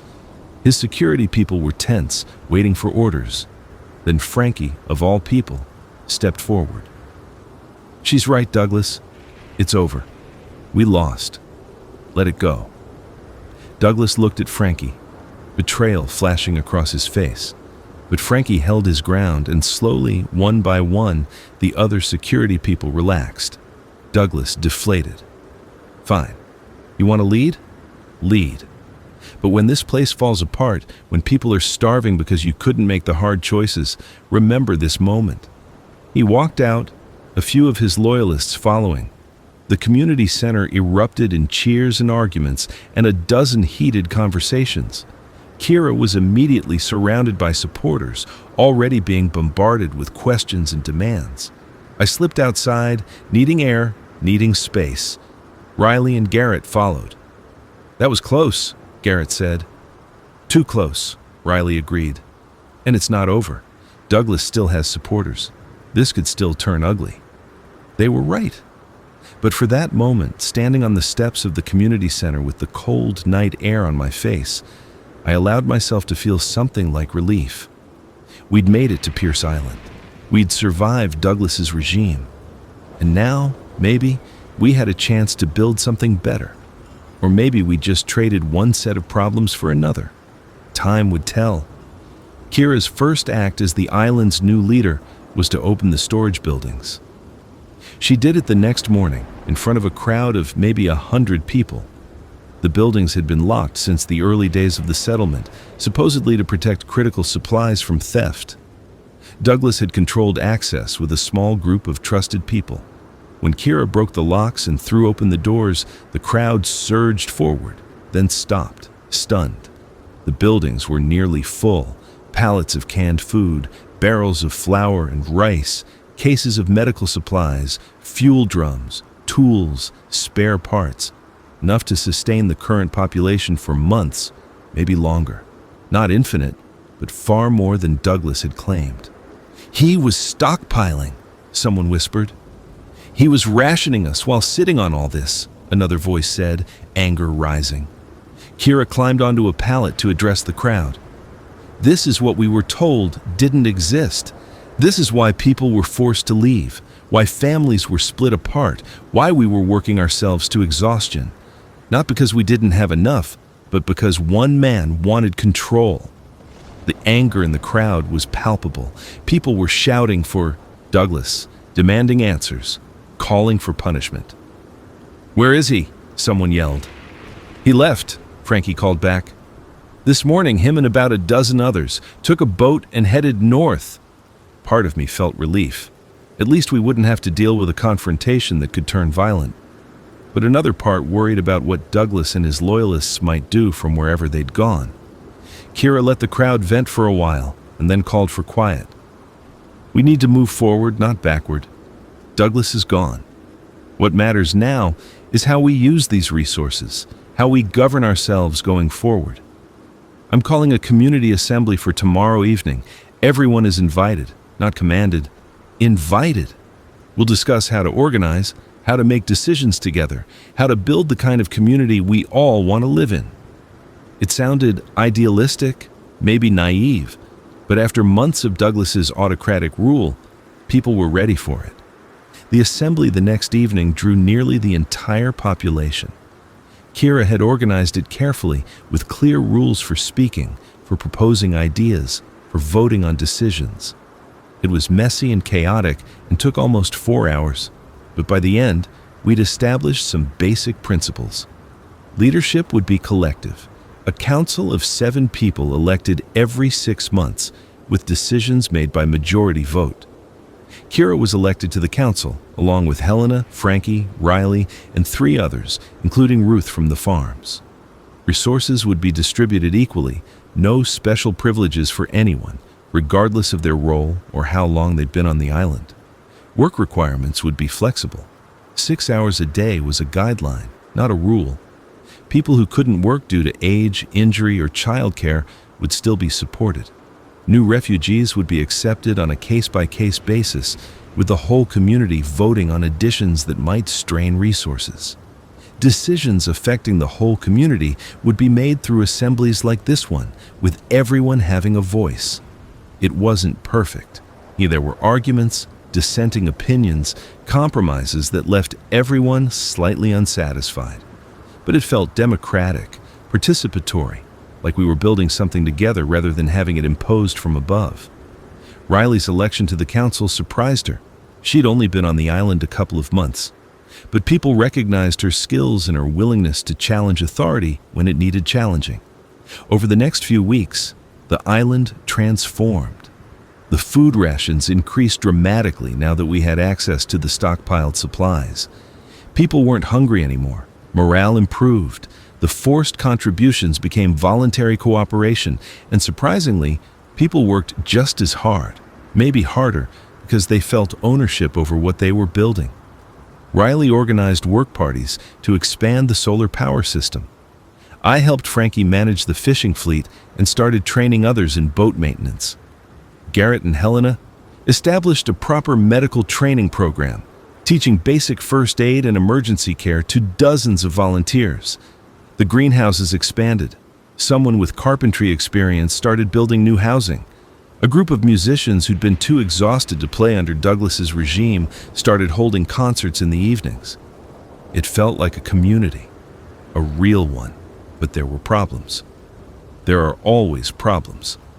The boat Douglas had taken when he left was one of the better vessels. 2 weeks after his departure, we spotted it returning, but when Frankie went out to meet it, he found it empty, adrift. No sign of Douglas or his group, just an abandoned boat with its fuel tanks empty and some bloodstains on the deck. Nobody knew what had happened to them. Maybe they'd encountered infected on one of the other islands. Maybe they'd turned on each other. Maybe something else. The boat was towed back, but the mystery of Douglas's fate hung over the island like a dark cloud. Then there was the refugee issue. Under the new policy, boats started arriving with some regularity. Word had spread that Pierce Island was accepting people again. Most were individuals or small families, desperate, hungry, grateful for sanctuary. The community voted to accept them, and we did, absorbing maybe 30 new people in the first month after Kira took over. But then a larger boat arrived, a cabin cruiser with 23 people aboard, including 10 children. They'd come from a failed settlement on one of the northern islands, fleeing after infected had somehow made it across on a sandbar exposed by an extreme low tide. The council called an emergency assembly. The issue was stark. Accepting 23 people at once would strain our resources significantly. But turning them away, sending children back into danger, felt wrong. The debate raged for hours. Some people argued we had a moral obligation to help. Others insisted we had to prioritize our own survival. Riley spoke passionately in favor of accepting them, pointing out that we had the supplies, the space, the means to integrate them if we were willing to make sacrifices. I found myself speaking too, something I hadn't planned. "We're only here because someone helped us," I said. "Because the harbor master, the original one, Douglas, accepted us despite his policies. If we turn these people away, we're no better than he was at his worst." The vote was close. 87 in favor, 73 against, with the rest abstaining. The refugees were accepted. Integrating 23 people wasn't easy. Resources got tighter. Housing was a challenge. We ended up converting one of the larger buildings into temporary dormitory housing. Work assignments had to be reorganized. There was grumbling from some of the people who'd voted against acceptance. But we made it work. The children especially brought new energy to the island. I watched them play on the beaches, heard their laughter, and thought about the child I'd seen die on the mainland, the one I couldn't save. Maybe this was a form of redemption, however small. Winter came on hard. The island's weather turned brutal. Freezing rain, high winds, storms that lasted days. The fishing became dangerous, unpredictable. We relied more heavily on the stockpiled supplies, watching them dwindle slowly but steadily. The cold exposed weaknesses in our infrastructure. The solar panels produced less power during the short, cloudy days. The wind turbines' bearings froze and had to be thawed daily. Heating became a major concern. We had fireplaces and wood stoves, but not enough seasoned wood for the whole population. Riley organized work parties to cut and split wood from the island's sparse forests. It was hard, exhausting work in the freezing cold, but people did it because the alternative was freezing. I spent my days doing boat maintenance in the limited shelter of a makeshift workshop, trying to keep the fishing fleet operational. The Marguerite sat at the pier, unused. She was too big and fuel-hungry for regular fishing runs, but I maintained her anyway, keeping her engine preserved, her systems ready. I don't know what I was keeping her ready for. Just felt important. One night, about 3 months into Kira's leadership, I was alone in the workshop when Garrett found me. "You need to see something," he said, his expression worried. I followed him to the medical clinic. Helena was there, standing over one of the beds, and on the bed was a man I didn't recognize, one of the refugees from the cabin cruiser. His skin was gray-green, covered in the distinctive modeling I'd seen before, on the infected. "He's not infected," Helena said immediately, seeing my expression. "He's sick. Some kind of infection, bacterial we think, but it's causing similar symptoms. High fever, delirium, discoloration." "Are you sure?" I asked. "Yes. We've been monitoring him for 3 days. No aggression, no loss of cognitive function, no desire to bite or attack. He's just very sick." "But people are going to panic if they see him," Garrett said. "They're going to think the infection has reached the island." He was right. The fear of infected making it to Pierce was constant, underlying everything. If word spread that someone looked like one of them, "We need to tell the council," I said. "Let them decide how to handle this." The council met that night in emergency session. The debate was intense. Some council members wanted to quarantine the man immediately, separate from the rest of the population until he either recovered or died. Others argued that would cause panic, make people think we were hiding an infection. Kira suggested being transparent. Tell the community exactly what was happening. Trust them to handle the truth. In the end, transparency won. Kira called an assembly the next morning and explained the situation clearly. One of the refugees was sick with symptoms that resembled the infection, but wasn't actually infected. Helena provided medical details, answered questions, showed evidence of the man's continued humanity. Most people accepted it. Some didn't.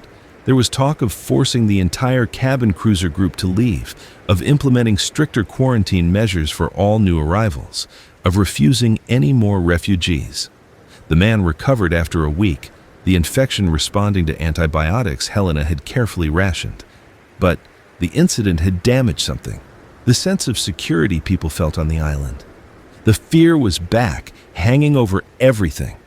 Around this time, I started hearing the radio chatter again. I'd been monitoring the VHF radio in my spare time, scanning through frequencies like I used to on the Marguerite. Most channels were still dead, but I'd noticed an increase in activity on some of the maritime frequencies. Short transmissions, sometimes coded, coming from somewhere to the north. I mentioned it to Riley and she started listening too. We set up a better antenna and started logging every transmission we could catch. Over a week, a pattern emerged. Someone was operating out there, multiple someones using boats, coordinating movements. The transmissions referenced locations, supply caches, safe routes. They sounded organized, military maybe, or at least paramilitary. We brought it to the council. Could be military remnants, Frankie suggested. There were naval bases up north. Maybe some units survived, maintained discipline. Or it could be raiders, Kira said grimly. People who've decided survival means taking from others. We need to know, Riley said. We need to send someone to investigate, maybe try to make contact. The council debated it. The risk was obvious. Whoever was out there might be friendly, might be hostile, or might just be uninterested in Pierce Island. But the potential benefits, alliance, trade, information, were significant. I'll go, I said. Everyone looked at me. I have the Marguerite. She's the best boat for a reconnaissance trip. I know the water, I know boats, and I paused. I need to do something. I've been sitting here maintaining equipment while other people do the hard work. Let me contribute this way. Kira nodded slowly. You'd need a crew. Riley, would you go? Riley didn't hesitate. Yes, I'm coming too, Garrett said. No. Helena's voice was firm. I need you here. Medical care isn't a one-person job anymore. Garrett looked like he wanted to argue, but he didn't. In the end, it was decided. Riley and I would take the Marguerite north, try to locate the source of the transmissions, assess the situation, and return with information. We'd take enough supplies for a week, more if we had to ration. Frankie would provide weapons, a couple of flare guns, a spear gun, the pneumatic nail gun Garrett had brought from the ferry terminal. We spent 2 days preparing. I went over every inch of the Marguerite, testing every system. Riley installed a better radio setup. We loaded supplies carefully, balancing the need for fuel and food and water against keeping the boat maneuverable. Garrett helped, even though he was clearly unhappy about being left behind. You two better come back, he said the night before we left. We will, Riley promised. I wasn't sure she should make promises like that, but I didn't say anything. We left on a cold, clear morning in early January. The whole island seemed to turn out to see us off, which felt both supportive and ominous, like they were saying goodbye to people they didn't expect to see again. Kira came to the pier as we were doing final checks. Whatever you find out there, be careful, she said. And if things go wrong, don't try to be heroes. Just come back. I nodded. We'll be smart. The Marguerite's engine started on the first try. I'd completely rebuilt it during the winter, replacing every questionable part. And now, it ran better than it probably ever had. We cast off, and the familiar vibration of the deck under my feet felt like coming home. Riley stood beside me in the wheelhouse as I pointed the bow north. Ready? I asked.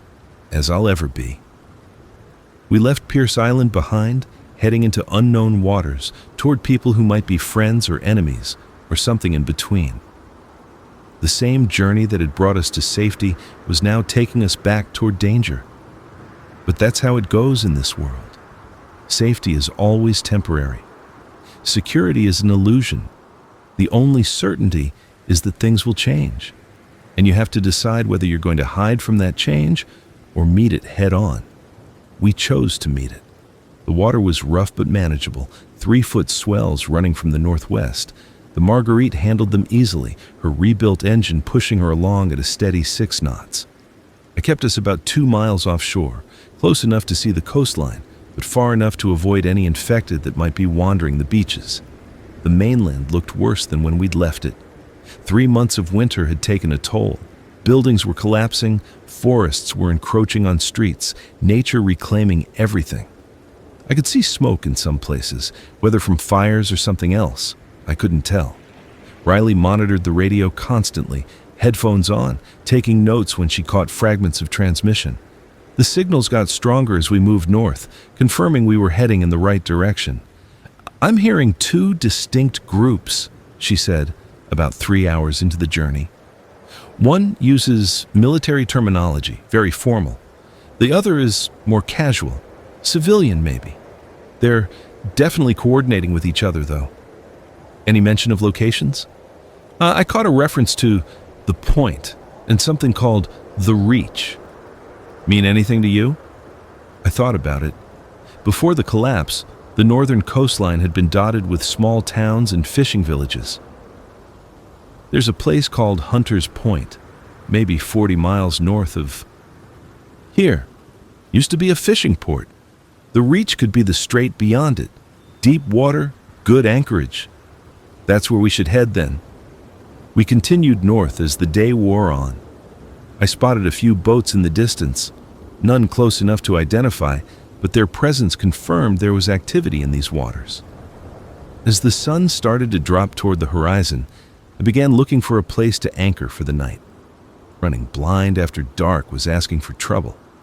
I found a small cove that looked deserted, tucked behind a rocky headland. We motored in carefully, me watching the depth sounder, and dropped anchor in about 30 feet of water. The Marguerite swung on her road, settling bow to the wind.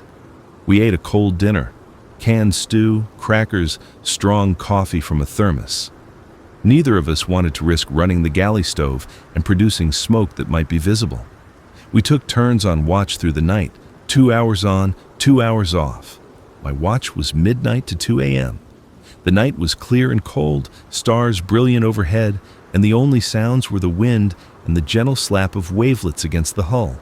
I scanned the shoreline with binoculars, looking for any sign of movement, any lights. Nothing.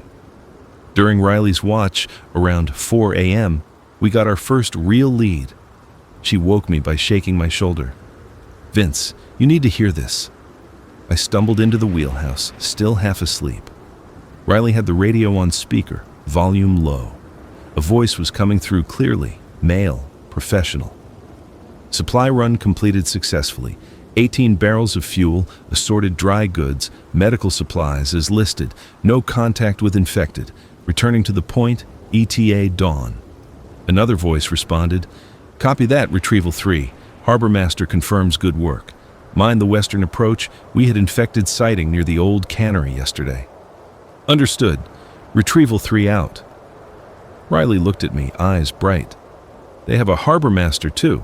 They're organized, running supply operations. This isn't just survivors scraping by. And they're close.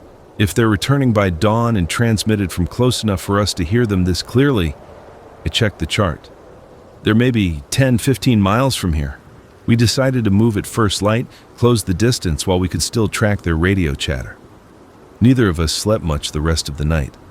Dawn came gray and foggy, reducing visibility to a few hundred yards. Not ideal, but we couldn't wait.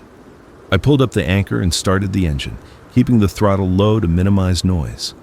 We crept north, Riley plotting course corrections based on the radio transmissions and my memory of the coastline.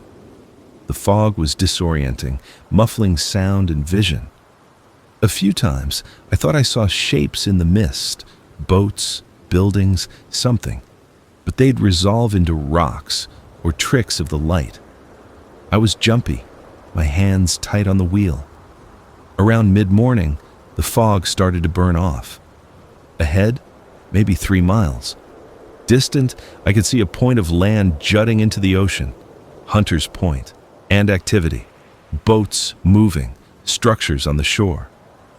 "That's it," Riley breathed. "That's their base." I cut the engine and let the Marguerite drift while we studied the scene through binoculars. Hunter's Point had been transformed. The old fishing pier had been reinforced and extended with what looked like guard towers at either end. Multiple boats were tied up, fishing vessels mostly, but also some larger craft. On the shore, I could see buildings that had been fortified with barriers and fencing. People were moving around, lots of them, working with purpose. "They've built something serious here," I said. "This isn't just a refugee camp. This is organized." The question is, are they friendly? As if in answer, a voice crackled over the VHF radio. "Unknown vessel drifting 3 miles south of Hunter's Point. This is point security. Identify yourself and state your intentions." They'd spotted us. I grabbed the handset, my heart hammering. "Point security, this is motor vessel Marguerite out of Pierce Island. We're on a reconnaissance mission. We mean no harm." A pause. Then, "Marguerite, maintain your position. We're sending a boat to meet you. Do not approach the point. Do not make any aggressive moves. Acknowledge." "Acknowledged. We'll stay put." Riley and I looked at each other. This was the moment.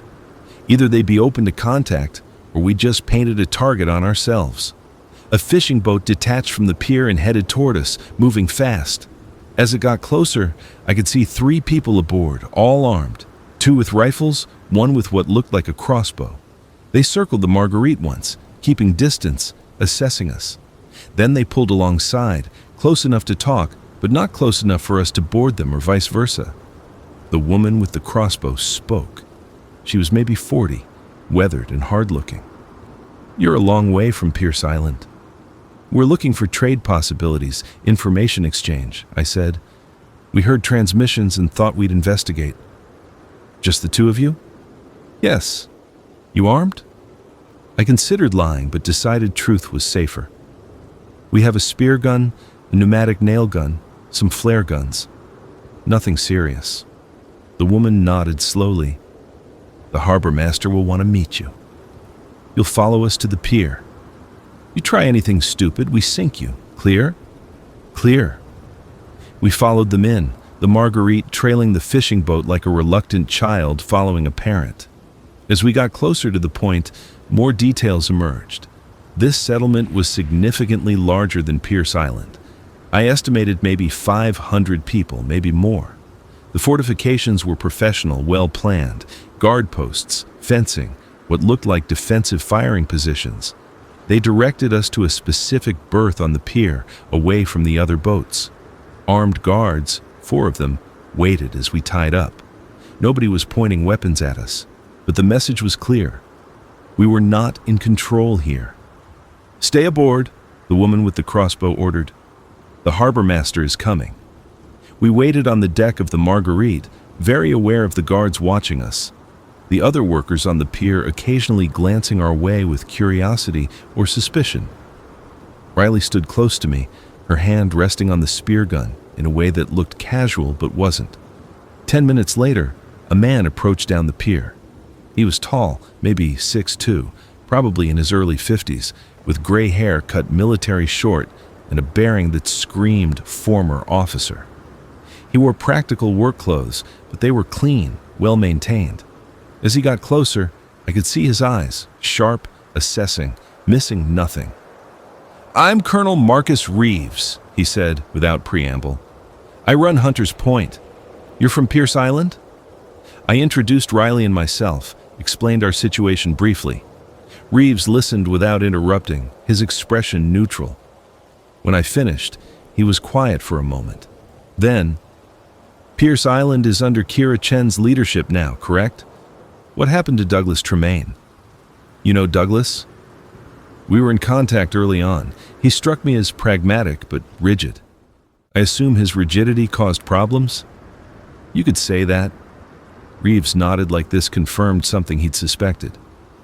"And now you're here looking for... what exactly? Trade? Alliance? Intelligence?" "All of the above, maybe," Riley said. "We're trying to understand what's out here, who survived, what the situation is beyond our small corner of the world." "The situation is complicated," Reeves said. "Come, if you're here to talk, we should talk properly. You'll join me for a meal, and we'll discuss whether our interests align." He turned and walked away, clearly expecting us to follow. The guards remained at the boat, insurance against us trying anything with the Marguerite. Riley and I exchanged glances, then followed Reeves down the pier toward the settlement. Up close, Hunter's Point was impressive.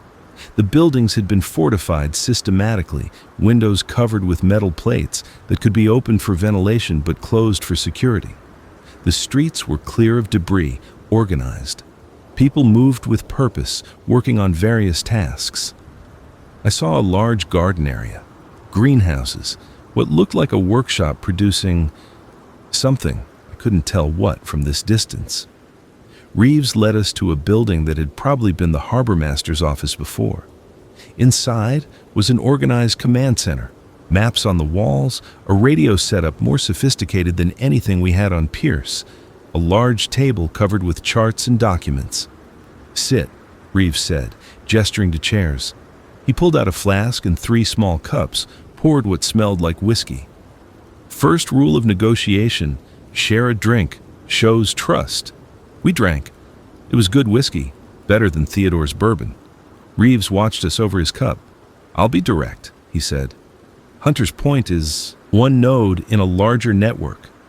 We have contact with 7 other settlements along this coast, coordinating supply runs, sharing intelligence, providing mutual defense. We've been tracking Pierce Island since its inception, but Douglas refused to join the network. Wanted to maintain independence. That stubbornness cost him opportunities." "What kind of opportunities?" I asked. "Trade, for one. We have access to resources from multiple locations: fuel, medicine, specialized equipment. Individual settlements can't produce everything they need, but a network can pool resources, specialize. We also share intelligence on infected movement patterns, safe routes, danger zones." Riley leaned forward. "And in exchange for joining this network?" "Each settlement contributes what it can. Pierce has excellent fishing grounds. We know that. You could trade fish for things you need. You also have skilled people, based on what I've heard. Riley, your engineering background would be valuable for the network's infrastructure projects." "What infrastructure projects?" Riley asked. Reeves stood and went to one of the wall maps. It showed the entire coastal region, with various settlements marked in different colors. "We're trying to rebuild," he said simply. "Not recreate the old world, that's gone, but build something new. Coordinated settlements, communication networks, trade routes. Maybe someday, once we've secured the coast, push inland, reclaim territory from the infected." It was ambitious, maybe too ambitious. But looking at the map, at the organization evident in Hunter's Point, I could almost believe it was possible. "What about leadership?" I asked. "Who runs this network?" "Each settlement is autonomous. We have quarterly gatherings where representatives meet to discuss network-wide issues, but day-to-day decisions are local. I coordinate because I have military experience and communications infrastructure, but I don't command. I advise." "Sounds ideal on paper," Riley said, skepticism clear in her voice. "What's the catch?" Reeves smiled slightly. "The catch is that this network has enemies. Other survivors who've chosen a different path. Raiders, mostly, but organized. They have boats, weapons, and they don't believe in cooperation. They believe in taking. We've had to defend against them more than once. And you want Pierce Island to help with defense? If it comes to that, yes. But more immediately, we want access to Pierce's fishing grounds and the skilled people you have. In exchange, we can offer immediate supplies. We have medical equipment from a hospital we cleared last month, fuel from a depot we secured, even some fresh produce from our greenhouses." Riley and I looked at each other. This wasn't a decision we could make alone. This needed to go back to the council, to the community. "We'll need to discuss this with our leadership," I said. "We can't commit to anything without community approval." "I understand. Democratic process. I respect that." Reeves refilled our cups. "Take your time. I'll send you back with some sample goods. Show your community we're serious. But don't take too long. The raiders are getting bolder. The network is stronger than any individual settlement. but only if settlements join it. We spent the rest of the day at Hunter's Point. Reeves gave us a tour, showed us their systems, the coordinated work schedules, the shared resource pools, the defense preparations. It was impressive, almost unsettlingly so. This wasn't a ragtag group of survivors. This was organized, disciplined, functional. I couldn't help comparing it to Pierce Island's more chaotic democracy. Both had their merits. Both had their problems. That evening, they loaded supplies onto the Marguerite, medical equipment that would have made Helena weep with joy, 20 gallons of diesel fuel, some fresh vegetables from their greenhouses. Goodwill gifts, Reeves called them. Bribes, my cynical mind whispered. We left Hunter's Point at dawn the next morning, heading back toward Pierce Island with a boat full of supplies and heads full of information we weren't sure how to process. "What do you think?" Riley asked once we were clear of the point. "I think Reeves is smart and organized, and probably genuinely trying to build something. I also think he's a military man who's used to command structures and discipline, and that could clash with Pierce's democratic chaos. But the network makes sense. We're vulnerable alone. So is the old world," I pointed out. "Networks, interconnection, global trade, all great until something broke the system. Then, everyone fell together." Riley was quiet for a while. "You think we should say no?" "I think we should present everything honestly to the community and let them decide. That's what democracy is, right?" The journey back to Pierce took most of the day. We arrived just before dark, and word of our return spread quickly. By the time we'd tied up at the pier, half the island seemed to be there, eager for news. Kira pushed through the crowd. "Welcome back. What did you find?" "A lot," I said. "We need a council meeting. Tonight, if possible." The council met within the hour. We presented everything: the organized network of settlements, Reeves's offer of trade and alliance, the supplies he'd sent as proof of good faith, the warning about raiders, the promise of mutual defense. The debate started immediately. "This could solve our resource problems," Ruth said, looking at the list of supplies the network could provide. "Or it could cost us our independence," another council member argued. "We just got out from under Douglas's thumb. Do we really want to answer to some military colonel?" "Reeves said settlements remain autonomous," Riley pointed out. "He said that. Doesn't mean it's true." Garrett, attending as medical advisor, spoke up. "Those medical supplies Riley and Vince brought back, that's more than we could scavenge in 6 months. If the network can provide that consistently, we'd save lives." The debate continued for hours, going in circles. Eventually, Kira called for a pause. "This is too big for just the council," she said. "We need a full community assembly. Tomorrow evening. We'll present everything Vince and Riley learned, then vote on whether to join the network." The next day, I felt the same tension that had preceded the vote between Douglas and Kira. The island was divided, people arguing in small groups, weighing the unknown risks against the potential benefits. The assembly that evening was the largest I'd seen, nearly the entire population crammed into and around the community center. Riley and I presented our findings, showed the supplies Reeves had sent, answered questions as best we could. Then, the debate opened to everyone. The arguments were passionate on both sides. Some people were terrified of losing the fragile peace and democracy we'd built. Others saw the network as the logical next step, strength in numbers. A few were suspicious of Reeves's motives, convinced this was just another power grab, dressed in cooperative language. One woman, a refugee who'd arrived a month earlier, stood up and shared her story. She'd come from a settlement that tried to remain isolated, refused to trade or coordinate with others. The raiders had hit them hard, taken everything, killed half the population. "Isolation is death," she said. "We need allies."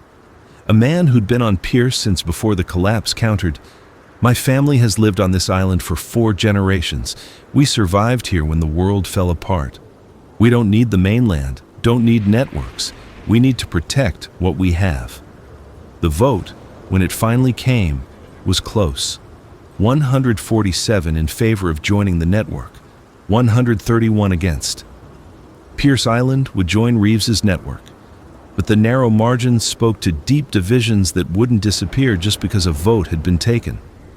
Over the next month, integration with the network began.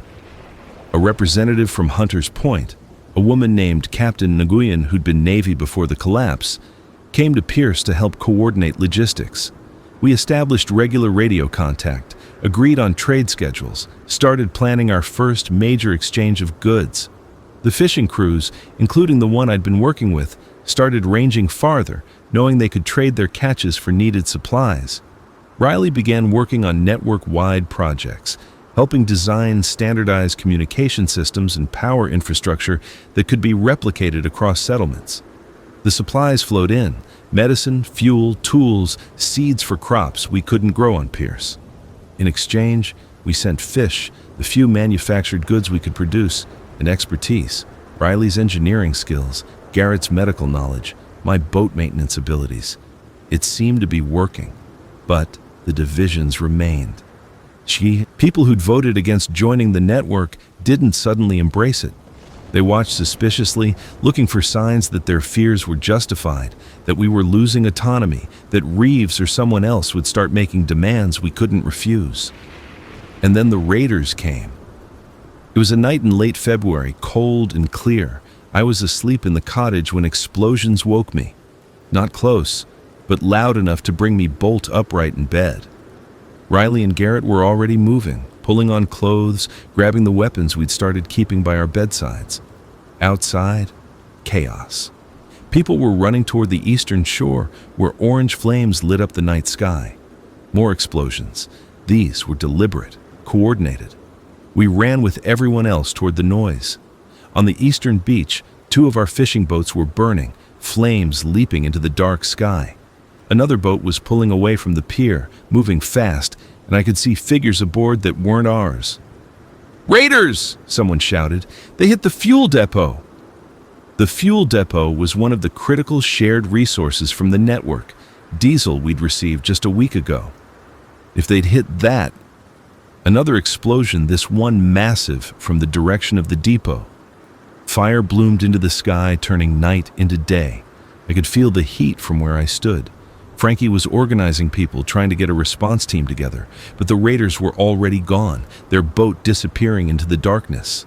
The damage was done. The fires burned until dawn. We lost 2 fishing boats completely, a third was damaged, and the fuel depot was destroyed. Over 200 gallons of diesel gone. 3 people were injured, 1 seriously, when the depot exploded. As the sun came up, we assessed the damage in the harsh morning light. It was bad. Our fishing capability was cut by a third, our fuel reserves were gone, and the community's fragile confidence in the network was shattered. "Where was the network?" someone shouted at an emergency assembly that morning.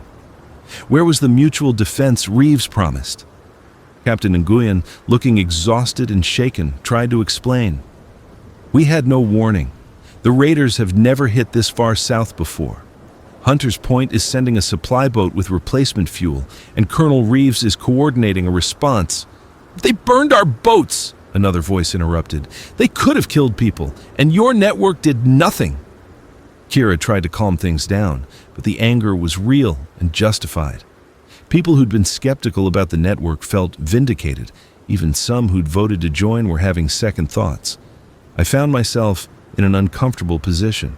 I'd been one of the people who brought news of the network back, who'd presented it positively. Now, I felt partially responsible for the disaster. That afternoon, Reeves himself arrived on a fast patrol boat, along with a squad of armed people. He met with the council privately first, then addressed the community. "What happened here was an act of war," he said, his voice carrying across the assembled crowd. "The raiders are getting bolder, hitting targets they thought were easy. They were wrong.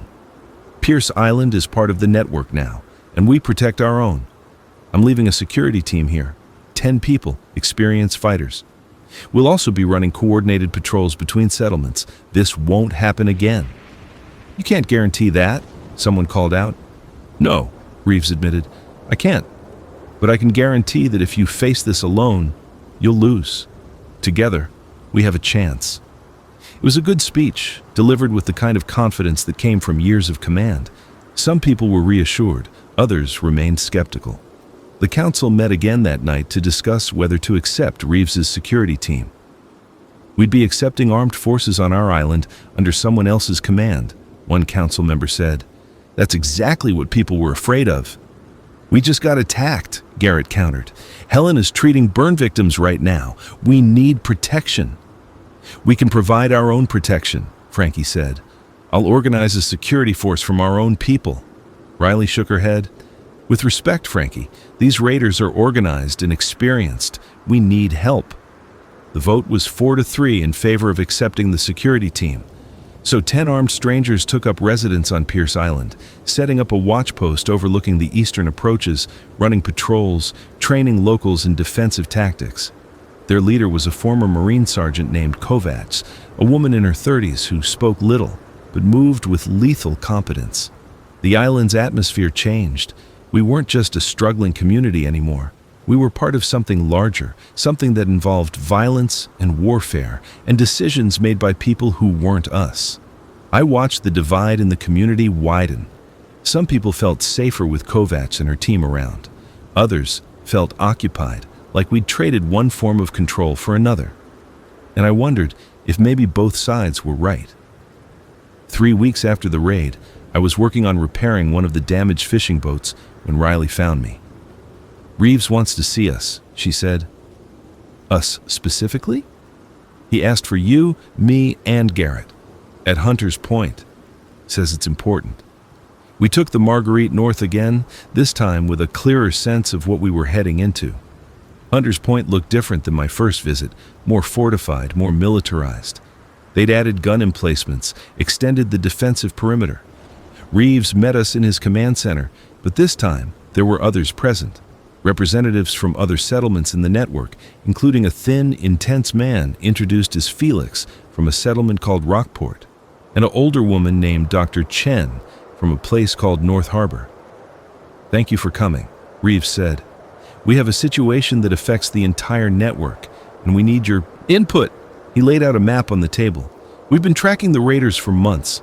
They operate out of a base somewhere along the northern coast, probably near the old naval shipyard.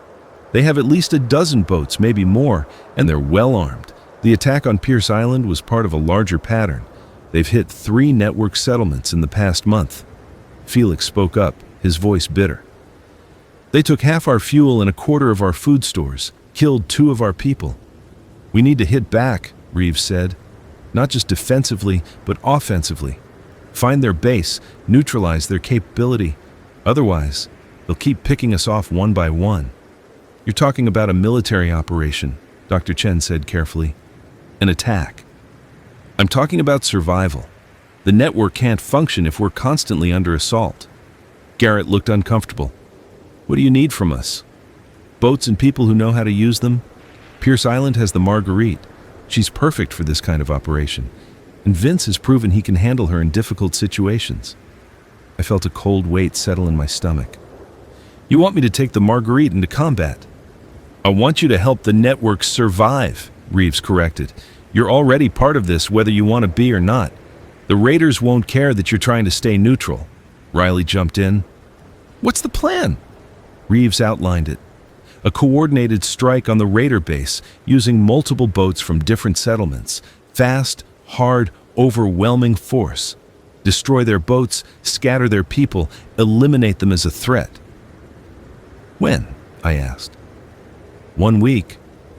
That gives us time to prepare, coordinate, gather intelligence. We were quiet for a moment. Then Riley spoke. We'll need to bring this back to our council. We can't commit to military action without community approval. Understood, but be quick. Every day we wait, they get stronger. The boat ride back to Pierce Island was tense. None of us spoke much, each processing what we'd just heard. Finally, Garrett broke the silence. We have to do this, don't we? We don't really have a choice. There's always a choice, Riley said. Is there? I asked. If we don't help, we undermine the network. If the network falls apart, we're alone again, vulnerable. If we do help, we're committing to violence, to becoming something we maybe didn't want to become. It was the central dilemma of our new world. Cooperation meant compromise. Safety meant sacrifice. Survival meant doing things that would have been unthinkable before. The council meeting that night was brutal. Half the council was horrified at the idea of offensive military action. "We're fishermen and farmers," Ruth said, "not soldiers.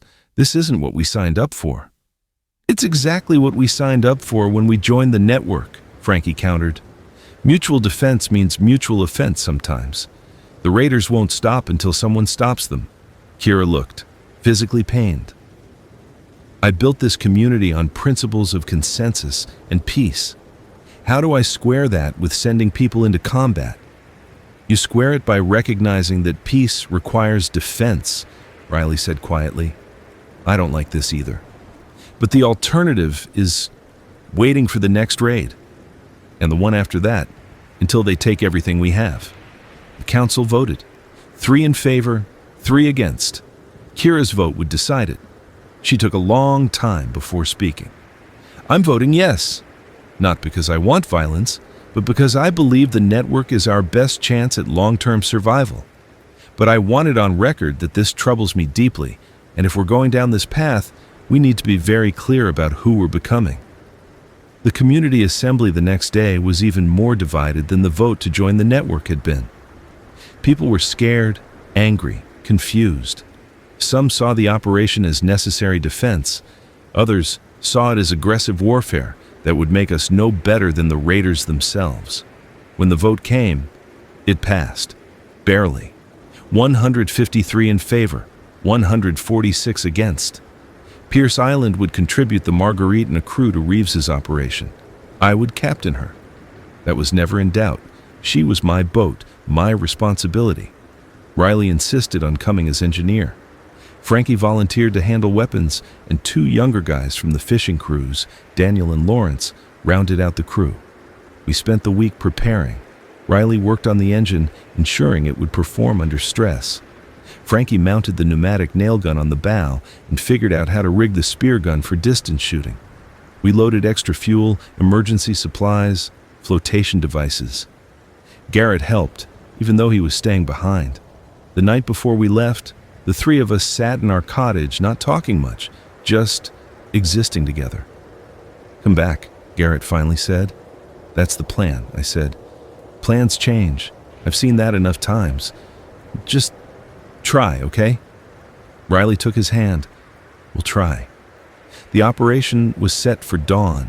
6 boats would participate. The Marguerite, 2 patrol boats from Hunter's Point, a converted fishing vessel from Rockport, and 2 smaller craft that would serve as scouts and rescue boats if needed. Total of maybe 30 people, all volunteers, all knowing this could go very wrong very fast. We gathered at Hunter's Point in the pre-dawn darkness. Reeves gave a final briefing. The raider base was located in a sheltered inlet near the old naval shipyard. Intelligence suggested maybe 40 raiders total, not all of whom would be at the base. The plan was to hit fast at dawn when they'd be least alert, disable their boats first to prevent escape or counterattack, then secure the base. "If anyone surrenders, take them prisoner," Reeves said. "But don't take unnecessary risks. Your survival comes first." We loaded into our boats. The Marguerite's crew was quiet as I started the engine. Riley stood. Beside me in the wheelhouse, Frankie up on the bow with the pneumatic nail gun. Daniel and Lawrence manning stations on either side. The small fleet moved out together, running dark, no lights, maintaining radio silence. The water was calm, the sky starting to lighten in the east. It would have been peaceful if not for what we were heading toward. It took 90 minutes to reach the area. The scout boats went ahead, radioing back positions and movements they spotted. The raider base came into view as the sun broke the horizon. A cluster of buildings on a protected inlet, several boats tied to a makeshift pier, smoke rising from what was probably a cook fire. Reeves gave the signal over the radio. "All boats, execute, execute, execute." The patrol boats surged forward, opening up with whatever weapons they had. Gunfire, flare guns used as improvised weapons, even a mounted crossbow. The raiders' response was immediate. People running, scrambling for weapons, trying to untie boats. I pushed the Marguerite's throttle forward, aiming for the pier where most of the raider boats were tied. Frankie opened up with the pneumatic nail gun, the compressed air driving nails into the hulls of 2 boats, holding them below the waterline. Riley was feeding him nails as fast as he could fire. One of the raider boats got free and tried to make a run for it, but a patrol boat cut it off, forcing it to turn back toward shore where it grounded on rocks. The firefight intensified. I could hear bullets hitting the water around us, one pinging off the Marguerite's hull. Daniel screamed. He'd been hit in the shoulder, not seriously but painfully. Lawrence pulled him back behind cover. I maneuvered the Marguerite in close to the pier, close enough that Frankie could jump across with a jerry can of fuel. He doused the remaining boats, and Riley threw a lit flare. The boats went up in flames, black smoke boiling into the morning sky.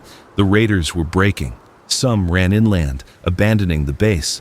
Others tried to surrender, hands up, weapons dropped. The whole engagement lasted maybe 15 minutes from start to finish. Then it was over. We'd won. But looking at the burning boats, at the bodies floating in the water, at Daniel bleeding on the Marguerite's deck, it didn't feel like winning. It felt like something else, something darker. Reeves and his people secured the base, took the surrendering raiders prisoner, cataloged the supplies and equipment they'd accumulated. It was a lot. Food, medicine, weapons, fuel, all of it stolen from other settlements. We loaded what we could onto the boats and prepared to head back. The raider prisoners, 11 of them, would be taken to Hunter's Point for questioning and eventual trial by the Network Council. On the trip back, none of us spoke much. Daniel's wound had been bandaged, but he was in pain. Frankie stared at the deck, his hands still shaking from adrenaline.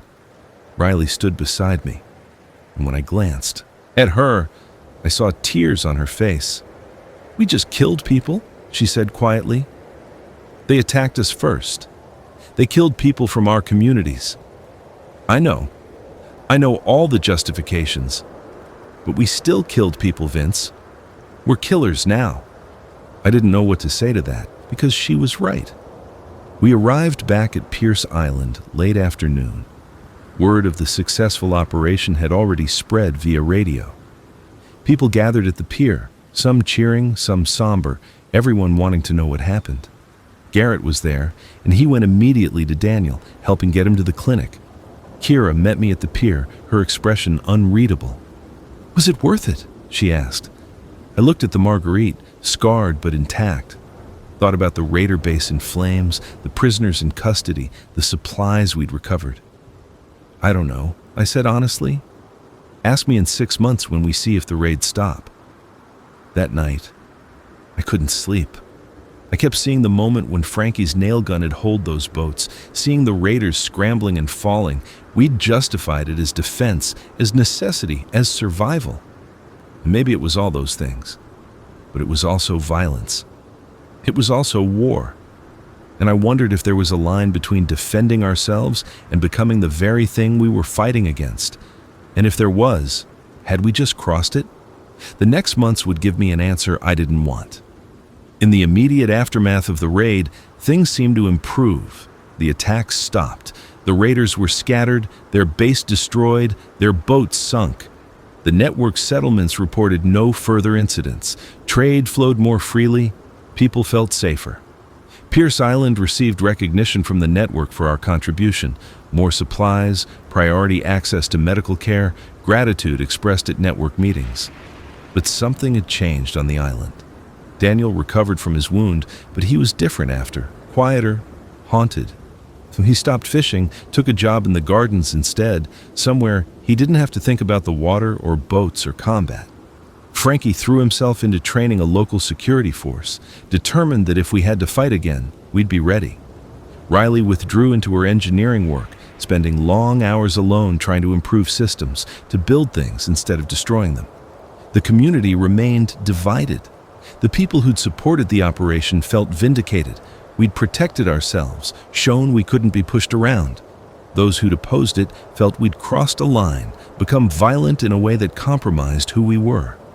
Kira tried to bridge the divide, to maintain some semblance of unity, but it was like trying to hold water in her hands. The community was fracturing along ideological lines that no amount of good leadership could heal. And then the network started asking for more. It started small.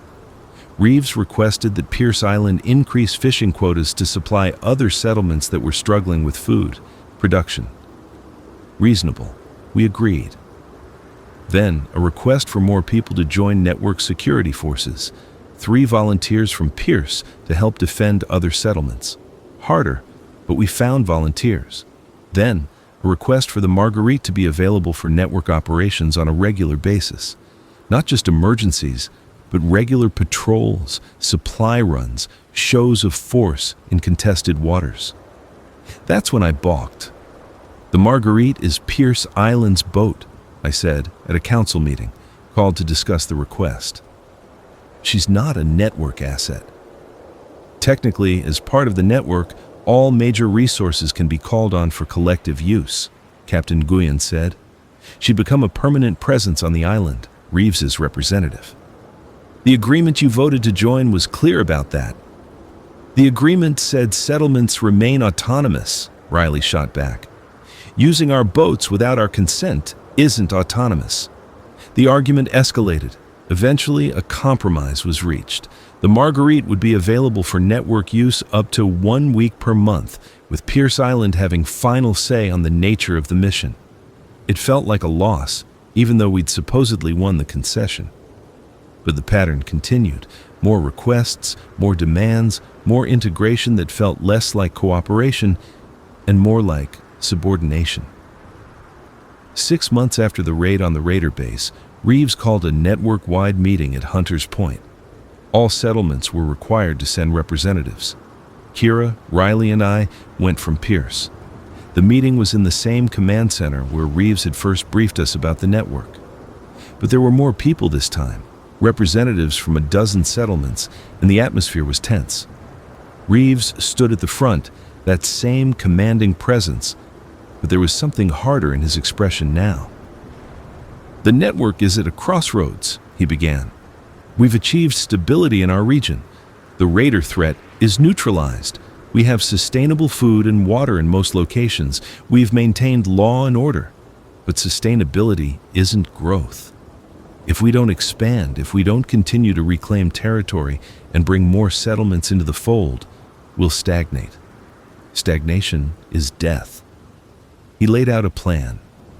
Coordinated expansion inland, reclaiming towns and cities from the infected, establishing new settlements, growing the network's reach and resources. This will require significant commitment from all settlements, Reeves continued. We'll need volunteers for clearing operations, supplies for new outposts, boats for transport. But the payoff will be immense. Access to urban resources we can't get from the coast, larger populations, more diverse skills. Felix from Rockport raised his hand. What about settlements that don't want to participate in expansion, that are content with what they have? Then they'll fall behind, Reeves said bluntly.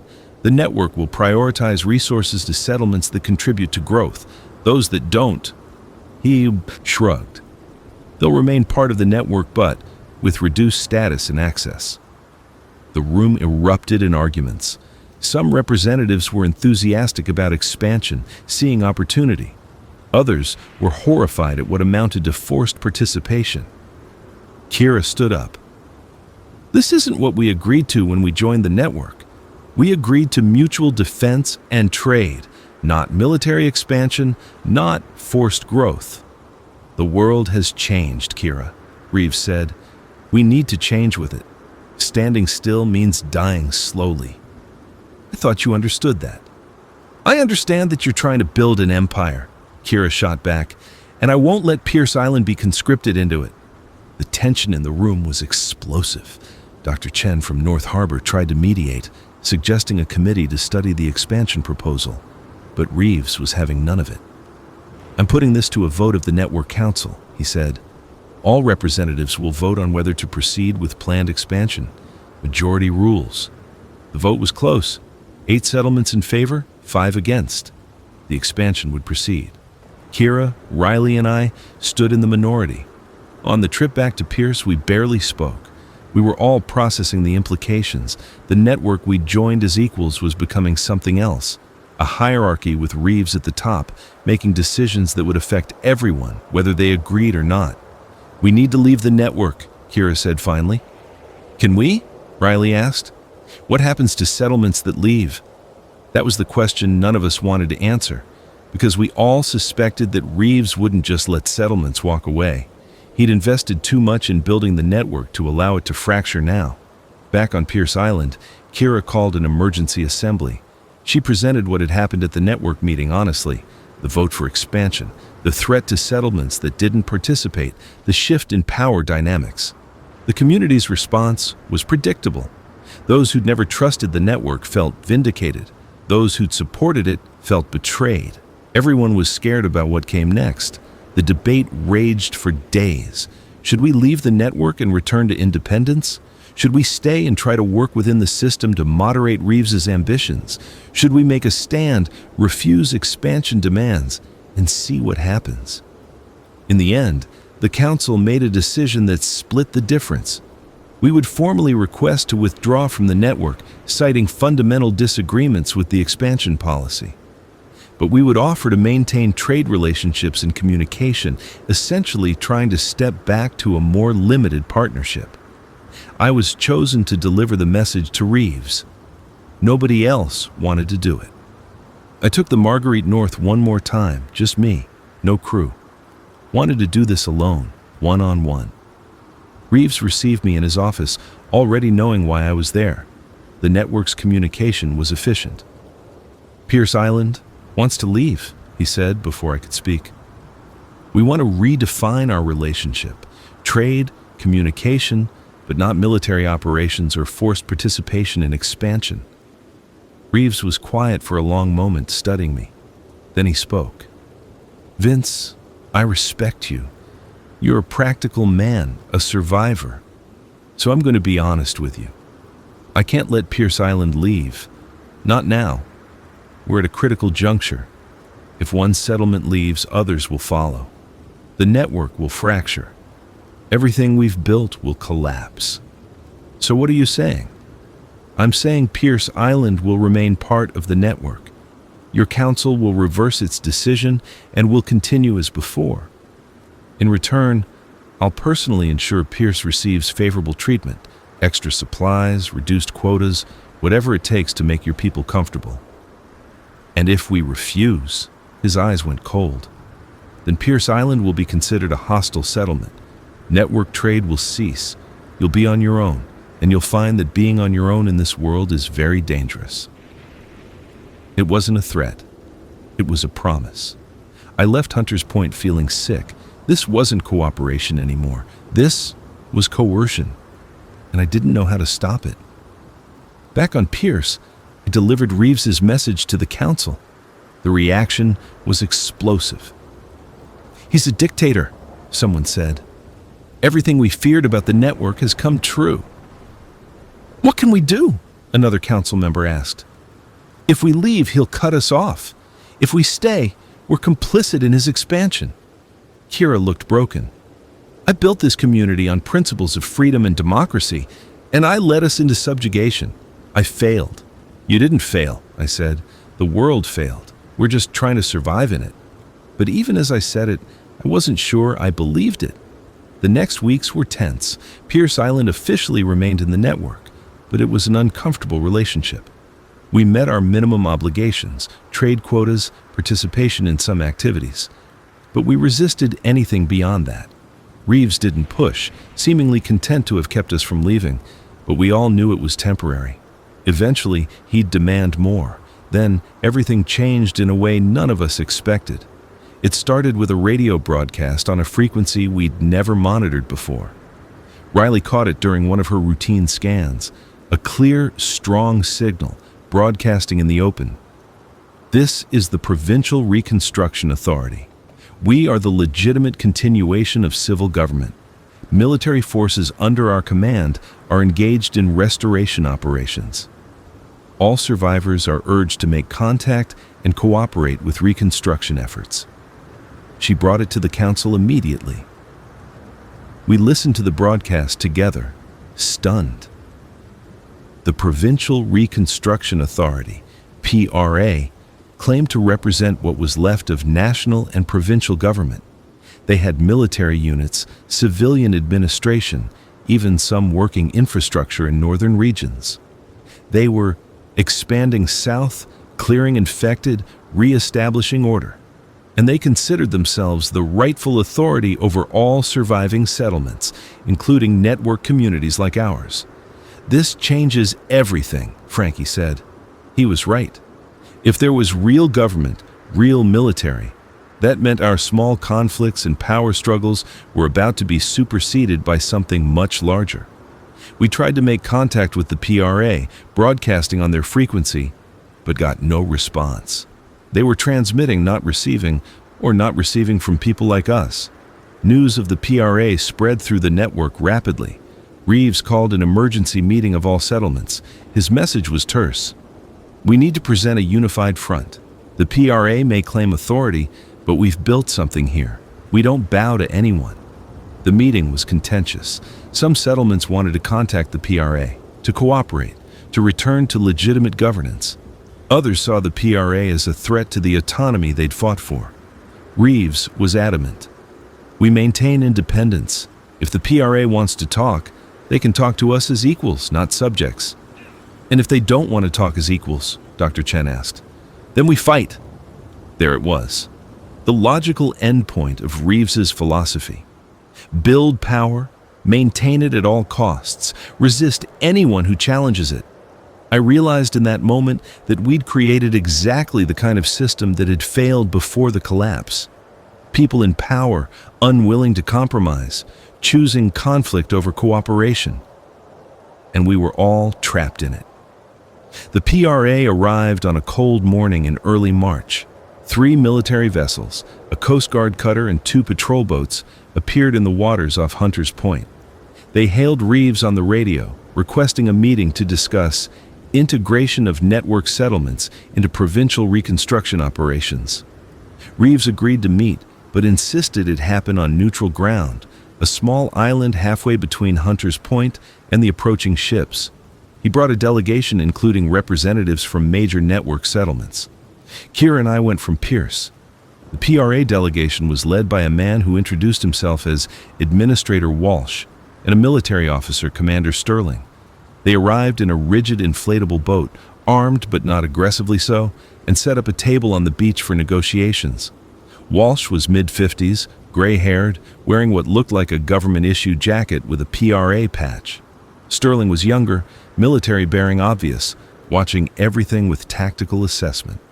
Thank you for meeting, Walsh began.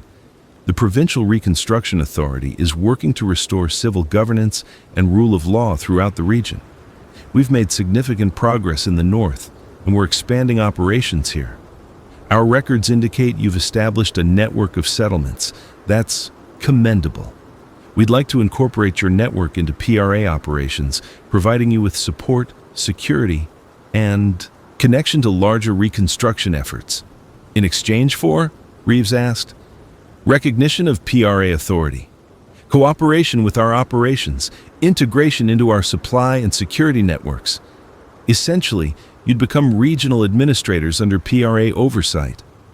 We already have functioning governance, Reeves said coolly. We don't need oversight. Walsh smiled, but it didn't reach his eyes. Colonel Reeves, I appreciate what you've built here. But the PRA represents legitimate continuation of government. We have resources you don't. Military equipment, medical supplies, fuel, food, communication with other regions. We can offer you and your settlements things you can't provide yourselves. All we ask is cooperation. And if we prefer to remain independent, Commander Sterling spoke for the first time, then you'd be outside PRA jurisdiction, which means no access to PRA resources, no protection from PRA forces, and potential classification as a hostile entity if your activities interfere with reconstruction operations.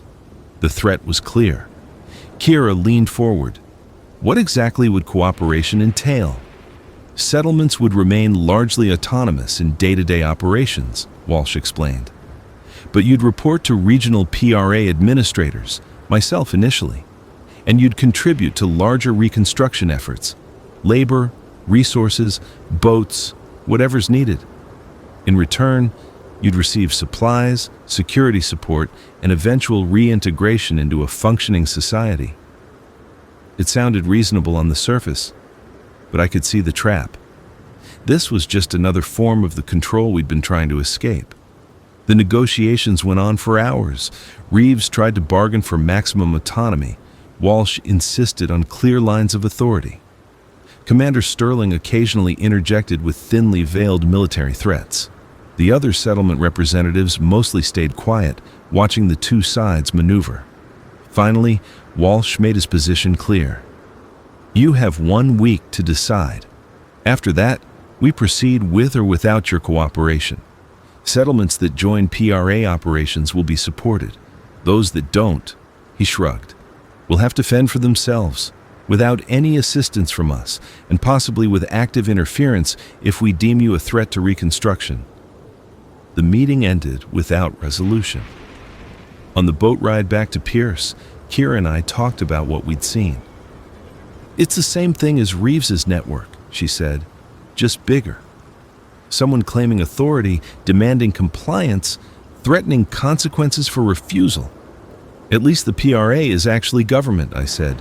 They have legitimacy that Reeves doesn't. Do they? Who elected them? Who gave them authority?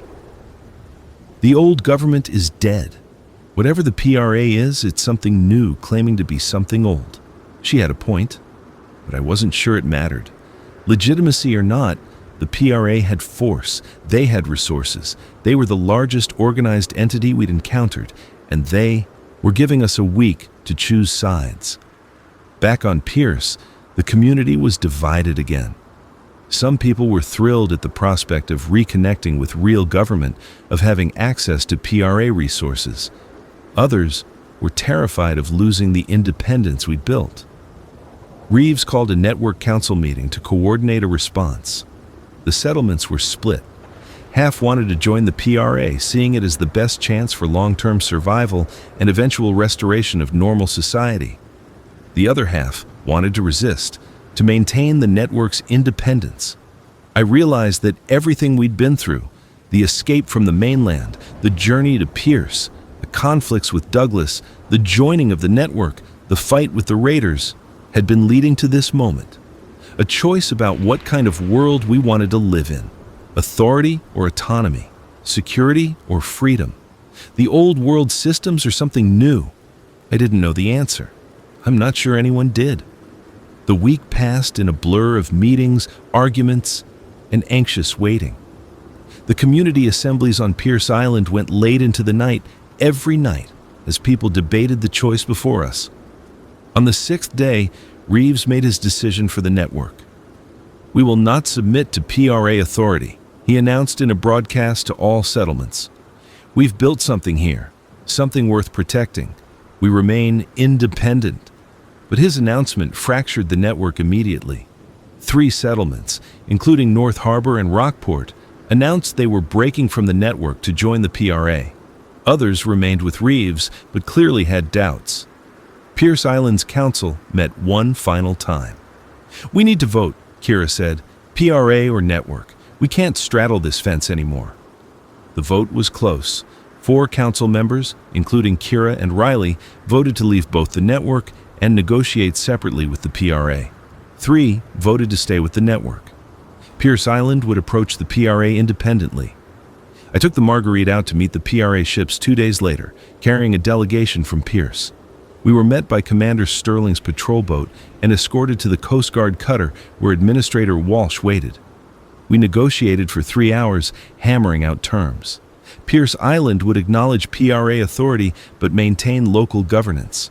We'd contribute fishing yields and access to our harbor, but retain control of the Marguerite and our other vessels. We'd provide information on the region, but wouldn't be required to participate in military operations unless directly threatened. It was more autonomy than I'd expected Walsh to grant, but he seemed genuinely interested in cooperation rather than subjugation. We need settlements like yours, he explained. Places that are functional, that can serve as regional hubs. If we try to directly control everything, we'll fail. Smart decentralization is the key. We signed an agreement. Pierce Island became part of PRA operations. 3 weeks. Later, the conflict between the PRA and Reeves's remaining network escalated to violence. We heard it over the radio first, reports of PRA forces landing at Hunter's Point, met by resistance from Reeves's security personnel. Gunfire, casualties, and escalating confrontation. The PRA sent in reinforcements. Commander Sterling led a force that overwhelmed Hunter's Point's defenses in less than 2 hours. Reeves was captured, along with most of his command structure. Just like that, the network collapsed. The settlements that had stayed with Reeves were given the same choice we'd had: join the PRA or face isolation. Most chose to join. Within a month, the PRA controlled the entire coastal region. They established regional administration, set up regular patrols, began systematic clearing of infected from strategic areas. Life started to feel almost normal, or at least like a new version of normal. But I couldn't shake the feeling that we'd just traded one form of control for another, that independence, real independence, was an illusion in this new world. 6 months after Pierce Island joined the PRA, I was sitting on the deck of the Marguerite at sunset, watching the sky turn orange and purple over the water. Riley joined me, sitting down beside me without speaking. We'd been through so much together: the escape from the mainland, the journey to Pierce, the integration with the network, the conflicts and compromises and choices that had brought us to this moment. "Do you think we made the right choice?" she asked finally. I thought about it. Thought about all the choices we'd made, all the paths not taken. "I think we survived," I said. "That's about all I'm confident saying." "Is that enough?" "It has to be." She nodded, and we sat together in comfortable silence as darkness fell. The world had ended. We'd survived. We'd built something new, lost it, found it again in different forms. The Marguerite still floated beneath us, scarred but intact, her engine ready, her systems maintained. She was still our floating safe haven, even though the definition of what we needed haven from had changed. Somewhere inland, the infected still wandered. Somewhere out there, other survivors struggled with the same questions we'd faced. The PRA was trying to rebuild, but who knew if they'd succeed, or if they'd just recreate the same systems that had failed before. All I knew for certain was that the tugboat that had saved my life on that first terrible day was still here, still afloat, still ready for whatever came next. And maybe that was enough. Maybe that was all any of us could ask for in this world. The story could end there, with reflection and uncertainty, but survival. But life doesn't really end neatly. And the world we'd built was about to face its greatest test. It started with Riley getting sick. Not sick like the infected, she had all her faculties, all her humanity. But sick in a way that terrified us, because it was the first serious illness we'd faced since joining the PRA. It began with a cough, then fever, then difficulty breathing. Helena examined her at the clinic, ran what tests she could with our limited equipment, and her expression was grave. "It's pneumonia," she said. "Bacterial, severe. She needs antibiotics we don't have here." "The PRA has medical supplies," I said. "We can request them." We did. The request went through the proper channels, was reviewed by PRA medical authorities, and came back denied. Insufficient medical resources to justify distribution for non-critical personnel. The official response read, "Non-critical." Riley, who'd kept the island's infrastructure running, who'd designed systems that were now being used across multiple settlements, was deemed non-critical. I stormed into the PRA administrative office that had been set up on Pierce Island, a small building staffed by 2 bureaucrats who'd arrived a month earlier to coordinate our integration. "She's dying," I said to the administrator, a thin man named Portman. "You have the antibiotics. We need them." "I understand your distress," Portman said, in a tone that suggested he understood nothing. But PRA medical resources are allocated based on strategic importance and availability. There's a waiting list. Your engineer is on it, but she's not at the top. How do we get her to the top? You can't. The system is designed to be fair and objective. Fair. Objective. Riley was lying in a clinic struggling to breathe, and the system was being fair and objective. I left before I did something I'd regret. That night I gathered Garrett, Kira, and Frankie. We sat in the cottage, Riley's bedroom just down the hall where she was resting under Helena's care, and talked about options. We could steal the antibiotics, Frankie suggested. I know where the PRA keeps medical supplies at Hunter's Point. It's guarded but not heavily. That would make us criminals, Kira said. Enemies of the PRA, they'd come down on us hard. Riley is dying, Garrett said quietly. I don't care what they call us.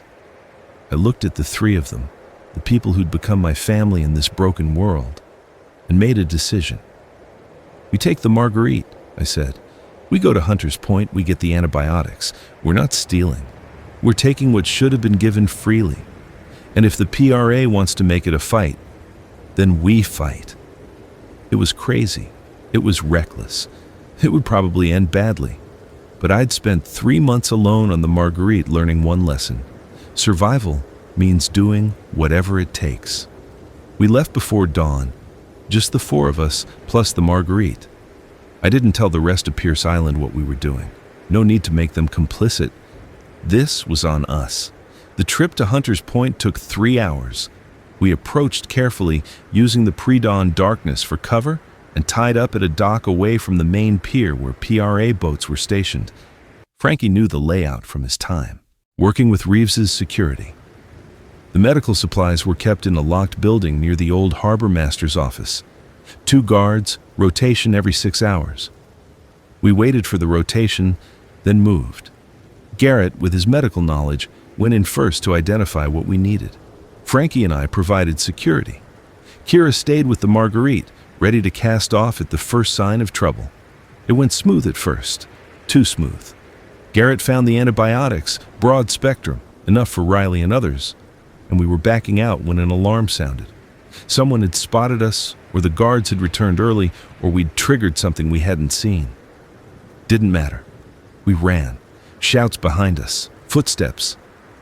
I heard a shot fired but couldn't tell if it was aimed at us or a warning. We hit the dock running, jumped aboard the Marguerite, and Kira had us moving before we'd even secured the lines.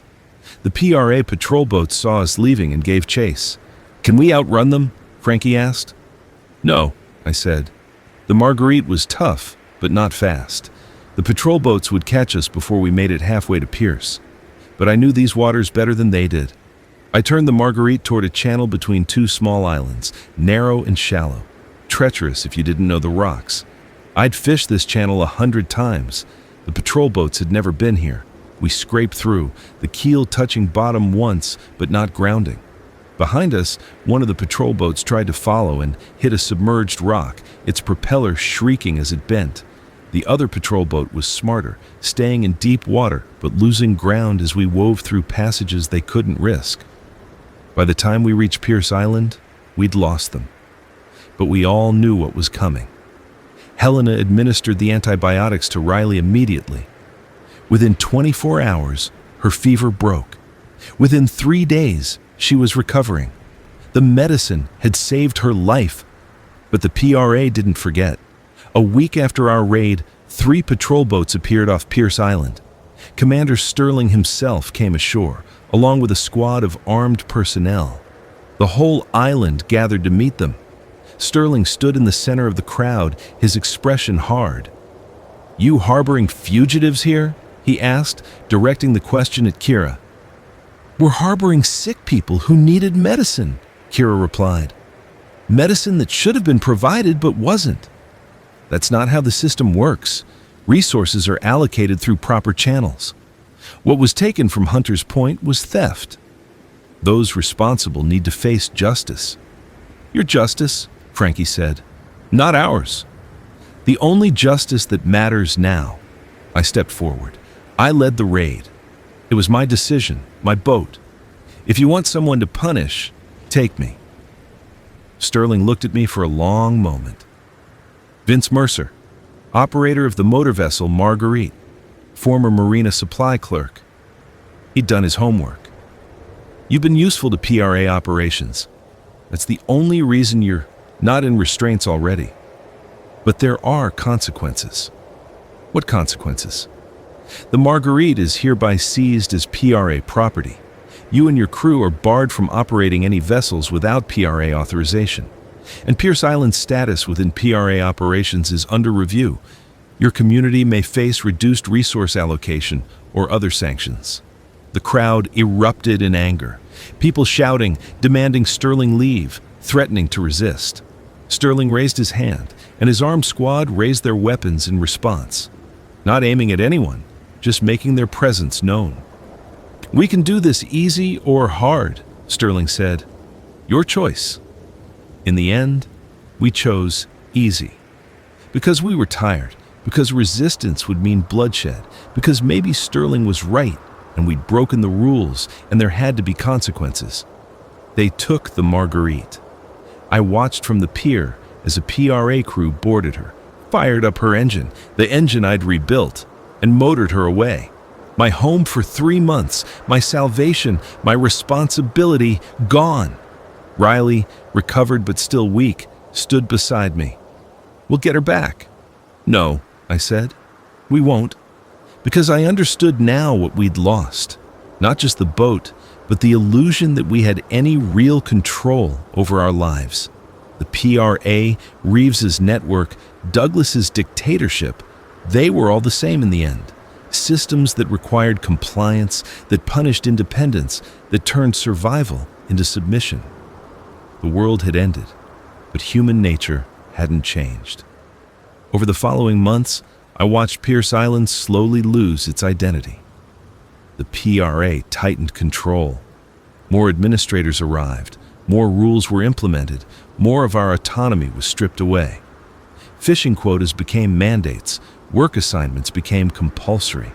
The democratic assemblies that Kira had built were replaced by PRA-appointed councils. Some people accepted it, even welcomed it. They wanted the structure, the security, the sense that someone competent was in charge. Others resisted quietly, finding small ways to maintain independence, to keep the spirit of the community alive. I fell somewhere in between. I worked, maintaining boats I no longer owned, following rules I didn't agree with, because what else was there to do? Riley threw herself into engineering projects, trying to lose herself in work. Garrett continued practicing medicine under increasing PRA restrictions. Kira seemed to age years in months, the weight of what she'd built and then lost, crushing her spirit. A year passed, then another. The PRA continued expanding, clearing more territory, establishing more settlements, building what they called the Reconstruction infrastructure. They weren't wrong about some things. Their organization brought stability, reduced conflicts between settlements, improved supply chains. But they also created exactly the kind of centralized, bureaucratic, inflexible system that had failed when the world collapsed. And I wondered, sometimes, what would happen when this system failed too? Because they always do, eventually. Then, in early spring of the second year after the PRA arrived, something unexpected happened. Riley came home one evening, her eyes bright with barely contained excitement. I've been offered a position, she said. PRA Engineering Corps, based at their northern headquarters. They want me to work on major infrastructure projects, power systems, water treatment, communication networks. That's amazing, I said, and I meant it. Riley deserved recognition for her skills, but my heart sank because I knew what it meant. I'd have to leave Pierce Island, she continued, move north for at least a year, maybe longer. It's a huge opportunity. I could make a real difference, Vince. Build things that matter, help the reconstruction effort. You should go, I said, even though the words felt like losing something essential. She looked at me for a long moment. Come with me. They didn't offer me a position. We could request it. You're skilled, Boats and systems. They could use you. But I knew what she was really asking. Come be part of the PRA apparatus. Buy in completely. Become one of them. Stop fighting the system and join it. I can't, I said. This is home. Whatever it's become, it's still home. She understood. I could see it in her eyes, and I could see her making her choice, just like I was making mine. 2 weeks later, she left on a PRA transport vessel. Garrett went with her. He'd been offered a position in the PRA medical program, training new doctors and medics. They were both moving on, moving up, becoming part of the reconstruction in ways I couldn't. I stood on the pier and watched them leave, feeling more alone than I had since those first days on the Marguerite. Kira found me there after the boat had disappeared over the horizon. They're doing what they think is right, she said. I know. Are we doing what we think is right by staying? I didn't have an answer. The months after their departure were the hardest. Frankie was still on the island, still working security, but he'd become increasingly bitter about PRA control. Others I'd known had left or changed or just given up in various ways. Pierce Island continued, but it wasn't the place it had been. The spirit of independence, of self-governance, of building something different. That was gone. We were just another PRA settlement now, distinguished only by our fishing industry and our history of resistance. I fell into a routine. Work during the day, maintaining the fishing fleet, which included the Marguerite operating under PRA control. Evenings alone in the cottage that had once held 5 people. The occasional letter from Riley describing her projects up north, always asking when I'd visit, always implying I should stay permanently. I never visited. I don't know why. Stubbornness, maybe, or fear that if I left Pierce Island, even temporarily, I'd lose the last connection to who I'd been. Then, almost 3 years to the day after I'd first escaped the mainland on the Marguerite, everything changed again. The radio went wild with chatter. Emergency broadcasts, military channels, civilian frequencies, all saying the same thing. The infected were changing. Not dying, not going dormant, but evolving, becoming faster, more aggressive, more organized. And they were spreading from the cities in unprecedented numbers. The PRA called it the second wave. Within weeks, the carefully maintained perimeter around cleared territory collapsed. Settlements were overrun, supply lines were cut. The PRA's neat reconstruction infrastructure fell apart as people fled to defendable positions. Pierce Island, surrounded by water, suddenly became valuable again. PRA forces retreated to the coast, consolidating around settlements that could be defended. Commander Sterling arrived back on Pierce Island with the remnants of his command, maybe 200 people, civilian and military, mixed. We need to fortify, he said at an emergency meeting. The island is defensible, but we need to be ready. This isn't like before. These aren't shambling corpses. They're fast, they're smart enough to use tools, and they're coming.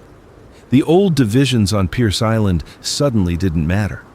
PRA, locals, newcomers, everyone worked together because the alternative was death. And I found myself doing something I'd thought I'd never do again. I was standing on the pier, helping organize supply distribution, when I saw her. The Marguerite, tied up with the other PRA vessels, unmaintained and showing signs of neglect. Frankie saw where I was looking. She's still technically PRA property. Technically. We looked at each other, the same thought passing between us. That night, after the chaos of preparation had died down, I went aboard the Marguerite. She smelled wrong, diesel and mildew and neglect. But she was still solid, still there. I went through her systems methodically. The engine would need work, but it would run. The fuel tanks were half full. The radio still worked. She was ready, or could be made ready. I spent the next week working on her in secret, using stolen moments between official duties, replacing oil, checking filters, testing systems, preparing her, because I knew somehow that everything was coming full circle. The second wave hit Pierce Island on a foggy morning in October. They came from the mainland on boats. The infected had learned to use boats, shambling onto unmanned vessels that drifted across the channel. Dozens of boats, maybe hundreds, carrying thousands of the infected. The PRA forces fought hard. Sterling's people were experienced, well-armed, organized. But there were too many infected, and they just kept coming. The battle raged for 2 days. We lost the eastern shore first, then the northern settlements. The PRA organized a retreat to the western side of the island, to the old ferry terminal area that Riley and Garrett had fortified 3 years earlier. I was helping evacuate civilians when I saw Sterling take a bite to the arm. He didn't scream, didn't panic, just looked at the wound and then at me. "Get them out," he said, gesturing to the civilians. "Get them off the island." "You're infected," I said. "I know." He pulled out his sidearm. "I'll buy you time. Just go." He turned and ran back toward the infected, firing, drawing them after him. I never saw him again. I got the civilians to the western pier where boats were loading in chaos. The Marguerite was there, and I didn't ask permission or wait for orders.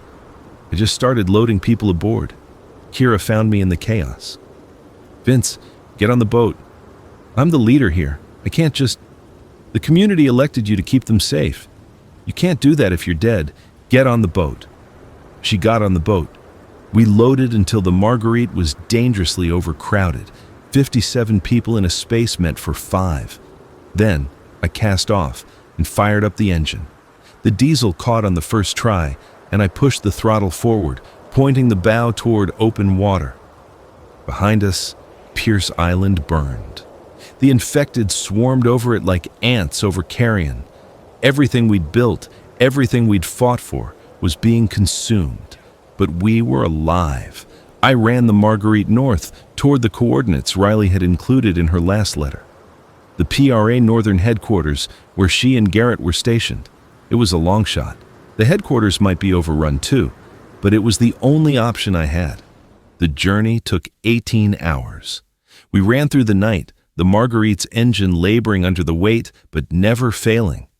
People huddled on deck in the crew quarters anywhere they could find space. Some cried, some prayed, most just stared at nothing, processing what had happened. Dawn found us approaching a fortified coastal settlement larger than anything I'd seen. Walls, guard towers, the PRA flag flying over what looked like a small city. A patrol boat intercepted us, but when I explained who we were and what had happened, they escorted us to the harbor. Riley was waiting on the pier. She looked different. Older, harder, more official in her PRA engineering uniform. But when she saw me, her expression cracked and she ran down the pier. We embraced there on the deck of the Marguerite, surrounded by exhausted refugees, and I felt something I hadn't felt in a long time. Home, not a place, a person. "I thought you were dead," she said. "I thought about staying. Should have visited like you asked." "You're here now. That's what matters." Garrett appeared, helped organize medical care for the refugees. The northern settlement took us in, gave us shelter, food, safety.